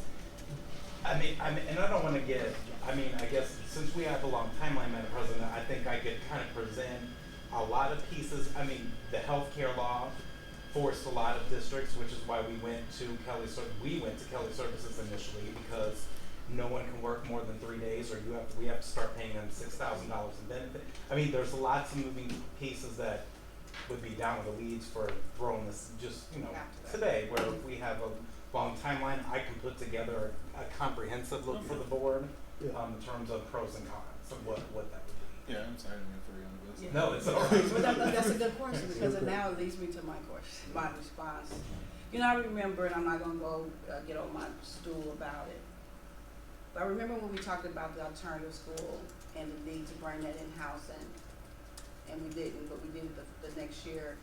And I do have to take a moment to send some kudos. I think that is one of the best things this board has done in a long time, was bring our alternative school setting in-house. Today, I did a walkthrough. I didn't call, I worked up, and it was amazing. The school looked simply amazing. And so I ask that we as a governing body and administration keep our minds open to the possibility of what change can look like in our district. Because if we would have kept our minds closed regarding an alternative school, we wouldn't be able to sing praises about what we saw today. And so that's why, with great preparation, I'm hoping that we can come back with something. I don't know what that something is for the board, because I remember the resistance. And I ask that we stay open to the possibilities of embarking on something great for our district. Okay. So I ask that if there's no more further discussion, a charge administration would coming up with the pros and cons of what that could look like for the 2021 school year in well enough time. I'll second. Yeah, are you motioning or? Are you motion or you, she did it last time, that's why I'm saying, You she want did us it. Yeah, I can do Yeah, it. Go ahead. So, But I guess my question is, do you need a motion? yeah, she said, yeah, so. Bring it back to the. So, what I'm motioning is I motion that, Mr. Clapmeyer or administration be able to provide the pros and cons of, Kelly Services, and possible alternatives. Yeah, I think that's it. I'll second it for the 2021 school year. Discussion. Vice President Raymond? Aye. Director Watson? Aye. Director Brooks? I don't know whether you need a motion, but I'll Yeah, I just don't want nobody to say, Greg, you did something without a motion. But if it's in the minutes and they're instructed to do it, that's Yeah, all you need, okay. but anyway. Motion carries 4-0. Ruskin football field. Good. Just to clarify real quick, Matt, so the board want the presentation at the December board meeting, because you said the end of the Wait, year. will that be enough time? Oh, that'd be fine. Plenty of time? Sure. Okay. Thank you. We would make sure the education committee has opportunity Yeah, to do that. so if you could give that to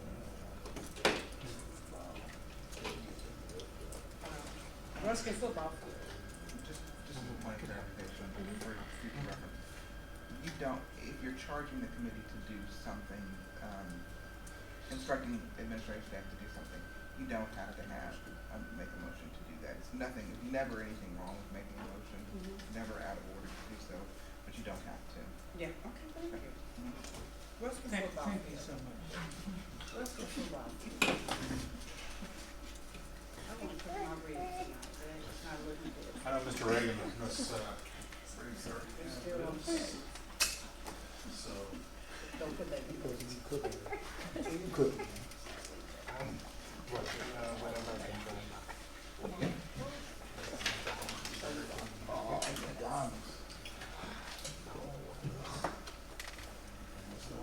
So we each year we do a GMAX test. GMAX test is the test given for concussion protocol, which is required by the State Activities Association. So in compliance with that, we do a GMAX test every summer, and you're supposed to do it in really warm months. So we always do it in July. I think we did July 12th this year. The Mid-American and Sports Construction are the ones that they do our GMAX testing every year. I sent a copy I keep a copy, Mr. Wiley keeps a copy, and then we send a copy to our law firm to keep on file. In addition to that, the same company that helps perform our GMAX also does some repairs as well as this, as the years go by, we get repairs obviously on a pretty frequent basis. Seam repairs, things like that, to make the field playable. Before you have a field report given to us by Mid-American Sports Construction, this is all they do. They repair and replace fields they do several every year. Did Michigan University last year. They did the New England Patriots 3 years ago. So they're a very reputable firm. Obviously do high profile and just local high schools as well. So very reputable firm in the Mid-America. We have a lot of pictures there. Basically what you see in the pictures is you see a field that the bent grass, which is basically the blades of the turf, are pretty much bent over almost all the way, and that's why you see so much of the black rubber. The black rubber is actually the fill, and what it's supposed to do is it's actually supposed to support the blades to stand up and help the blades stand up. You're really not supposed to see the black stuff. In our field, the blades are so bent over that the black is apparent everywhere you look.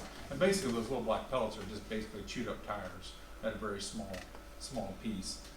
What that piece does is allows for drainage, so even if it rains really heavy, you can still play on it without any problems. It also gives some durability and also flexibility and cushion to the field. Tests have proven over the last 20 years that actually turf is better for injuries than grass is. So, which is I'm sure the reason why the district went to it about 10 years ago. Our field at the Stadium is really within its last legs. I would say it's a year or two away from getting to the point where it will not pass the GMAX test. I think the gentleman came to our facilities meeting in June and basically said the same thing. He's been telling me that. He said, you're just borrowing time. We're going to get to the point, if we don't make a decision about replacing the field, we can no longer play on it. We're just going to have all away games, whether it be soccer or football. The facility, we've kind of talked about this for a while now. We are all very aware of it on the facility committee, of the condition of the field. Discussions we had at the last meeting were, do we do something now, or do we talk about, even talked about, is it a possibility for a 2020 bond? Would this be a piece of that? We talked about several different options. So one of the things that some of the school districts do in local areas that do financing options, Brock, who put this all together, gave us an example of what that would be, like a PNC, and it's in here in this packet. One of the finance companies does a 96 months, which is basically 8 years loan. They have a 4.95% percentage rate, and you pay it over that 8-year term. So, which is about $67,000 if we were to get, basically replace it with what we want. So, obviously, you know, those are options. These are not, you know, it's not a recommendation per se. Obviously, we would have to go through a bid process if we decide whether we go with a bond or otherwise. We'd have to build the specs, do the bid process, get vendors in, and go through a sealed bid process on this football field due to the cost and due to the breadth of the project. So, entertain any questions you might So have. financially, basically, we need to start thinking about this like today or tomorrow. All right, and so that if the board decides to go forward with a bond, is this something that we can put in the bond package? Anybody know that? Yeah. Are there other companies that do this? Absolutely. In fact, the Midwest, these companies are prolific. So, in fact, I've had some competitors of this gentleman even have contacted me and know about the field and said, hey, just let us know when you're ready to bid. So, they're aware of the field. So finances is something that we need to keep a watchful eye on. Hopefully, it's already moved through facilities that we can have, at least our goal should be to have a plan of action by the end of this football season. Yeah, if you want to, it takes roughly 12 weeks to build, tear out and rebuild. And there's a winter price. And so if you do it in the winter time, you get about a 10% discount, if you will. Yeah.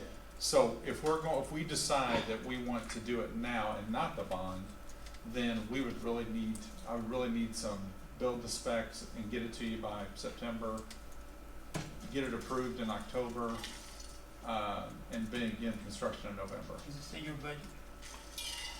If we go the financing, then that would be the way to do it, and I can do that within my budget, with capital money. I don't know why I wanna wait for the bond, then you get it already got in your budget. So, yeah, I mean, But it's over the 8 8 years, I 8 could pay years. for it out of it. It's 8 years. It's 8 years for it. It'd be 8 years that he keeps paying for. Life of these fields is somewhere between 10 and 15 years, depending on the maintenance of it. 7 right there, no? But if it, Then we also discussed if we started it and then we went out for the bond, we could pay it off sooner through the bond. Well, we also talked about PIAC too. Right. And that's the grant that's due on August 31st, and we're supposed to be at that meeting. So I have talked about that too. That's another option. I think we could get some money for that. what's the cost? It'll be somewhere between 450 and 500,000. I'll be talking to your city council people and who is the highest rep of those. Mhm. I actually am going Actually got to, 4, I guess. well, I'm going to a hearing on Monday with HIAC on Monday and presenting, so. Mr. Sharp. Well, it is on sounds like there's some positive options out there that may not affect our budget. There's a citywide buyout. And Correct. then there's a district buyout. Yeah, I'm doing the District 6, I believe. Yeah. Mhm. I'm presenting to them at the Hillcrest Community Center at 6 o'clock on Monday. But we look forward to receiving their feedback. Yeah, see what happens. All right, Google service agreement. I wasn't sure what you wanted here. The work is complete. Okay. The Google Fiber is complete at both the concession and the press box. They completed it a couple days ago, actually. I think Friday, actually. So everything's complete there and everything's ready to go. We have passwords and all that kind of stuff being distributed to people that will man those stations. So we're ready to go. The only thing in the agreement, we passed it on to our attorneys for perusal. Basically, all they're wanting is to put up a sign. They want to put up one of those kind of synthetic signs that says sponsored by Google Fiber, type thing.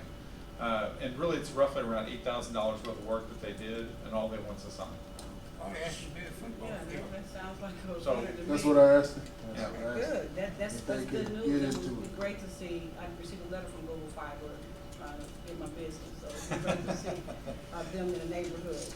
And actually, the bad thing is it's faster than our own service, which Google Fiber is. And tell them about the cost that it was per month. That was another thing. That's Yeah, for finance. there is a service fee, obviously, that comes with that, and the Ruskin High School will pay the service fee that comes with it on a monthly basis, so that's standard. That would be a standard operation there, so. That's all wonderful news. Okay, so the next thing for finance, a potential bond, for finance committee. I think we're on a very close timeline, so the board needs to make a decision if we're gonna make a recommendation to pursue a bond for the 2021. 20. We're meeting with a broker, Stephen Nicholas Lorenzo on Thursday, and the architects. At this time, I think we're looking at maybe August, because of the short time frame to get everything together, committees and everything to get, to have all the wording and everything, the bond line before January. So, but that's just, I mean, very brief talk between Dan and I, so it's. So once we meet with Lorenzo, we get a good solid idea of bond capacity without a no tax increase, because I assume that's the direction the board would wanna go. Then we need to start talking about what that language would be, what are the projects we wanna tackle. I mean, we have plenty of projects we can pick from. And so we gotta start that process of saying, here's our recommendation, here's what we really believe are the things that we need to tackle. And get that together, and we need to decide timeline, we need to decide, you know, obviously we have timelines in place because of wording for the ballot and things like that, but we need to kind of set a schedule as to what that's gonna look like and be in the process of building our case for what we want. Obviously, we're gonna want more than what we have bond capacity for, and that's understandable, so we need to go through the process of deciding what those projects will be. Legal, do you have any response to, is there any feedback regarding the bond, or is there anything the board needs? To consider, I mean, the meeting is set for Thursday, so, we'll have a timeline, to do that. I don't, I know, the district has a relationship with Spiegel that you all have used them. I have used other, financial advisors for bonds, that I certainly could, I mean, should the board want to consider going a different direction, in terms of financial advisor, I have recommendations of some. I've worked with Spiegel. I'm not familiar with, haven't worked with Lorenzo. I think Steve will just bought George People. Mhm. I think just me go ahead. So is there a need to, based on a timeline, it seems like this has to be turned around pretty fast. So is there a need for the board to do an action or hear two proposals for preparing the bond? Or what? It seems like we're on pretty tight. We're on a tight crack. Go ahead. No, I think you have the same question you do. Like how fast should? I think the question is how fast should we move on this? Well, I think we ought to have a bond committee, made up of residents, and I served on the last one, and a lot of questions and answers and all that. So I think we ought to make sure that whatever we do, we have a citizens bond committee. Yeah, we will have to get another committee. But my question is, First, do we need to hear from two different bond people or? I personally think it's We time worked to, with Steve. go ahead. No, I said we've worked with Steve before, so. I just think now is the time, because I've been looking at a lot of our stuff, just looking at stuff that we've done. It wouldn't be bad if the board has some different eyes upon our stuff, and if as far as with that, I think maybe getting two people, there's nothing wrong with that. I don't know how the board would feel with having your person or however, but if it's going to be tight. No, man. Like we have time. Do we have time? I don't know. Special meeting, what would We that have to have look a like? special Because meeting. One of the things that I hope that becomes a better practice for the board is that I know we may have relationships with other companies and businesses, but it wouldn't hurt us here if we have time. If we have time. If we have time, so my question is, do we have time to hear from what can two companies do from? I'm gonna direct that question. I know you're gonna shrug at me, but I mean, we have an engagement letter with people right now to work with us on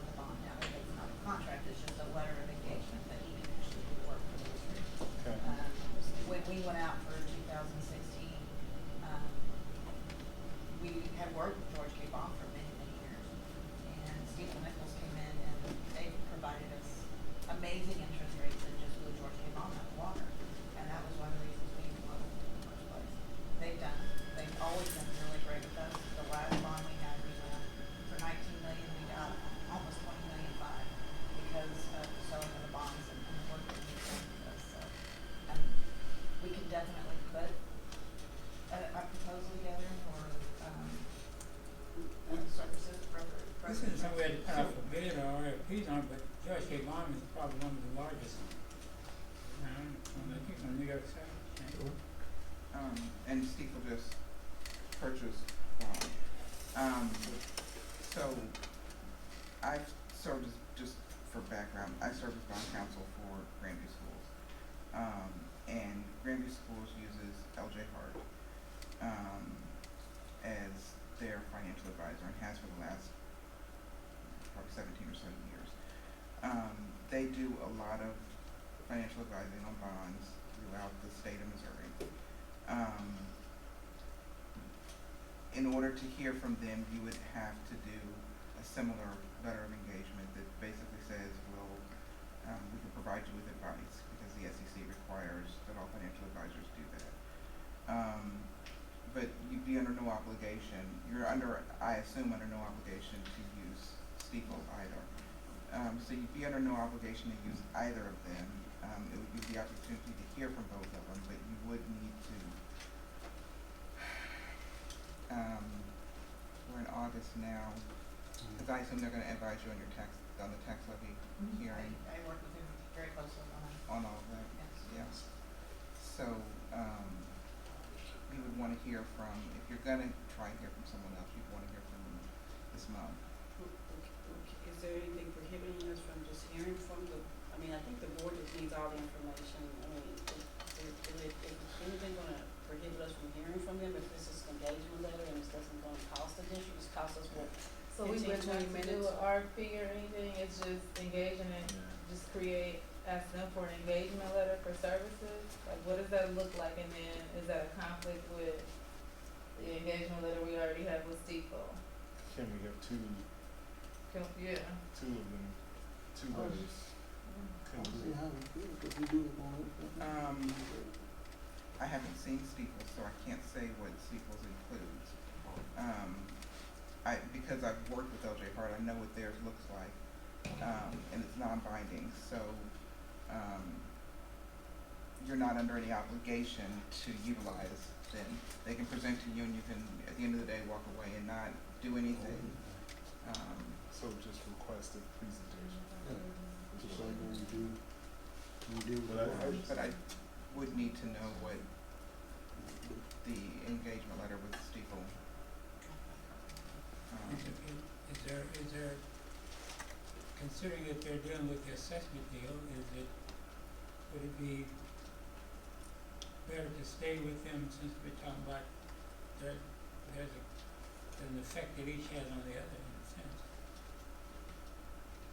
bring to the board. Well, if we just listen, if we have time to listen, I don't think that's gonna hurt anything, but that's. I got time to listen. Yeah, I guess we got time to listen. If there's no commitment Yeah. being made on the board to, we're just listening for the That's information fine. and the expertise. And as long as it's, So looking for best rates, I mean, that's after you Yep. review the engagement letter and see if it's binding. Best rates, qualification, whatever, whatever you guys deem necessary. so the question then becomes, is this something that could be obtainable by the end of the month? Engagement letter. Yeah. It's really quick. Can we take it to the board? I haven't seen I engagement haven't letter. seen one. I've taken engagement letters to the board before. This board. Let's see. It wouldn't have been this would have board. been before the bond. This wouldn't have been this board. Yeah, it wasn't because this board. none of us serve on the board. So it would've been, what's the name? Oh, that was a different, that was just specific for that, okay, yeah. It wouldn't have been this board. It would have Yeah. been the previous board. But just, like I said, being the fact that time is a factor, if we be done, within the time frame in which we need it done, then I would say yes. If it cannot, then no. Can it be done? Can it be done? Just hear from them? I'm getting nods, All right, so. yeah, everybody's saying yes. Can we get some verbals here? I mean, So, Madam President, I'd like to make a motion. I don't think we need a motion. Oh, we don't? Oh, okay. We just, I'm ready to get on. give the information.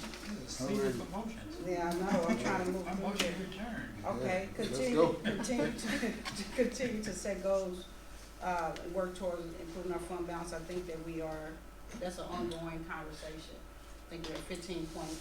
what did you say earlier? She said 15.5. 15.5, I mean, we just need to keep working year by year to improve that. ELT, staff and support, salary, I thought we already talked about that, Casey. Not I provided you just the staffing numbers, and then Shelley was gonna get you, well, I think Shelley did provide the total salary I cost. got it, last I time. can pull it up, I was Yeah, gonna I pull it up. thought you guys already done that. You did the last You meeting, did? the finance. I think Okay. somebody else needs something on. Just send it to me. All right. Update on the daycare.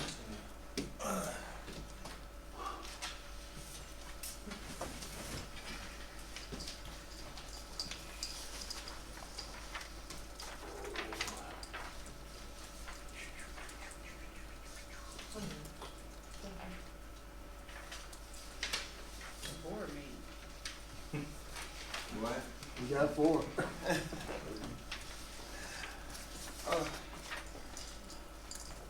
In May, I had brought the district daycare to the board, and at that time, wanted to bring it back in August for further discussion. And one of the questions was at that time, you know, what would be alternatives, you know, for our students? And Gail Woods, who is in charge of the program, is in the audience in case there's a few questions I can't answer. She's gonna be here in case we answer them, but she very, I mean, just took a lot of time, and she called around to every licensed daycare in Hickman Mills area. And so she's put together this list, and it is taking a minute. I'm gonna have a moment to kind of explain it to you, how it works, because it's a little, you know, it's just the way it works with state, you know, reimbursement. So, on the left side, we have licensed center, which is a green toppy. It gives you the list of all the daycares that are licensed. It gives you their address and phone number. And if you go to the middle column is the infant care cost and basically the toddler cost. So you'll see 2 columns basically. One is for 6 weeks old to 2 years old. It gives you a price per week. They do not take children under 6 weeks old. And then if they're age 2 or over, there's another price per week. Now if you go, and before I get into that last column, let me kind of go over here, and that little block on the side of the right that says state pays. So basically, part of the process when a student gets an application to go to the daycare, part of that process is they have to go to DFS and complete an application with them. And what they do is they will give the student basically this much money, you know, if they put their child in daycare. So, but it's kind of a little different. So if you look at that top block, it's birth to age 2, but it's basically if they only put their child in daycare a half hour to 3 hours per week. Then if they do that, they get $15.25 daily, or a total of $76.25 per week. At the same age, if they utilize basically 3 to 5 hours, then they get a little bit more. It's $18.08 daily, or $90.94 a week, and it kind of keeps going that way. The next one is 5 hours or more, is $25.75 daily, or $125.75 per week. And then the next 3 are basically for ages 2 through 5, but in similar situations based on time. If you look at the last column that says parent weekly and full-time copay, basically if a parent chose that daycare, and again, we're not saying one daycare is better than the other, we're not endorsing any, we're just providing information with this. But let's say, for instance, just to take Ed Lund, the Second One Child Care Center. So if one of our students had an infant and they used the daycare full time, so because of that, they get the $125.75 per week. That particular one would be no cost to the student for them. However, if you look at the bottom, it talks about ages 2 through 5. If one of our students continue to use that daycare, or use it if they have a child that's over 2, even after the DFS gives them their income from the state, they would still have to pay $25 per week. So, I mean, I tried to get it as clear as possible but it is kind of, you do have to kind of look at everything to make sense of it. So I don't know, does it make sense to everybody? Okay. So this was basically, again, you know, Ms. Wood did this, put it together, and so these are kind of the alternatives to daycare in the district. Now, currently, as of date, you know, school starts tomorrow, we have 0 students enrolled in the program.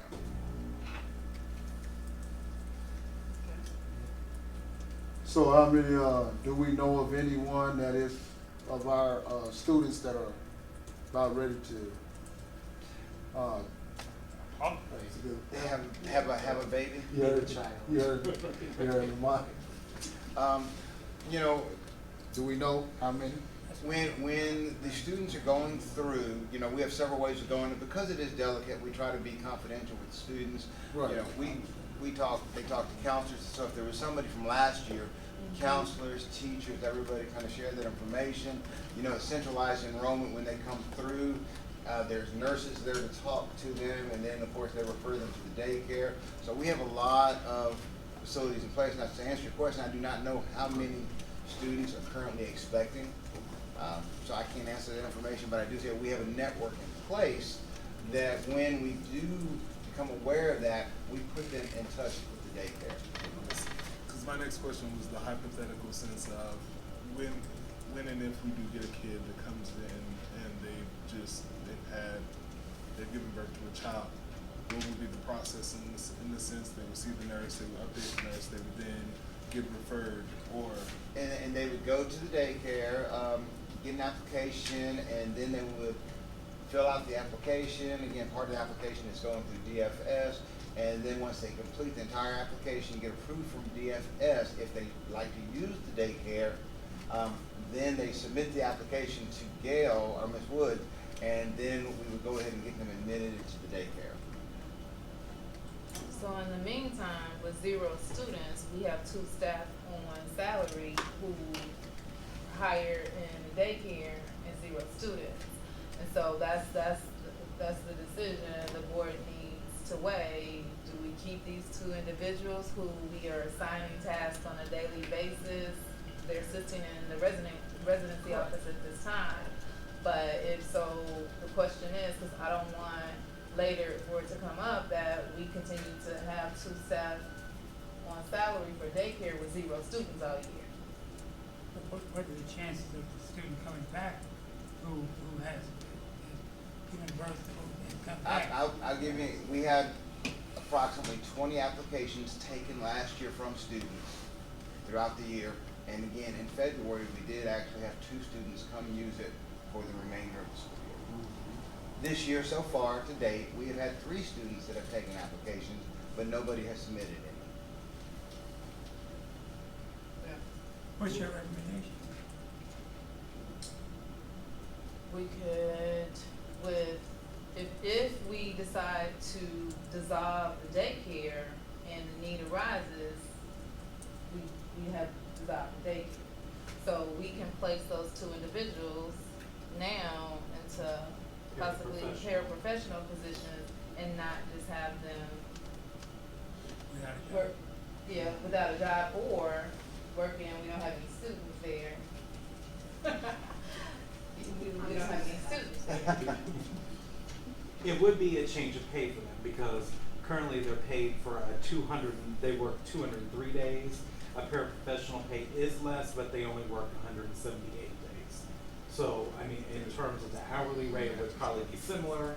It's just gonna be a lesser amount in terms of the annual salary because they're working less. But this my other question is, as that teacher, is he bringing his child back this year? No, he's not. Okay, and have we opened this up to also staff, or are we just going basically on just students? Because I don't know how much advertisement it is for our students, if they understand what they're supposed to be doing, and I know that their minds don't think like ours right now. And that's the reason why I'm kind of skeptical about the dropping of it. I mean, I will tell you, again, in addition to a lot of the marketing they do, they're at the parent-teacher conferences. I mean, we do get the word out, throughout the year for our students. I think that based on what you presented today and based on Dr. Cargott's recommendation and the board had asked for us for them to come up with some options, I think we need to just bring it back like really quick to the board and take action and get it taken care of one way or another. Because you provided what we've asked for and we need to hear that recommendation. So update the memorandum that we created before the end of school, So- update the date. Okay. I can get that taken care of tomorrow so we can put it on. So we have one more item, the, discussion, and that's the boundaries. Can someone give us a brief update on that?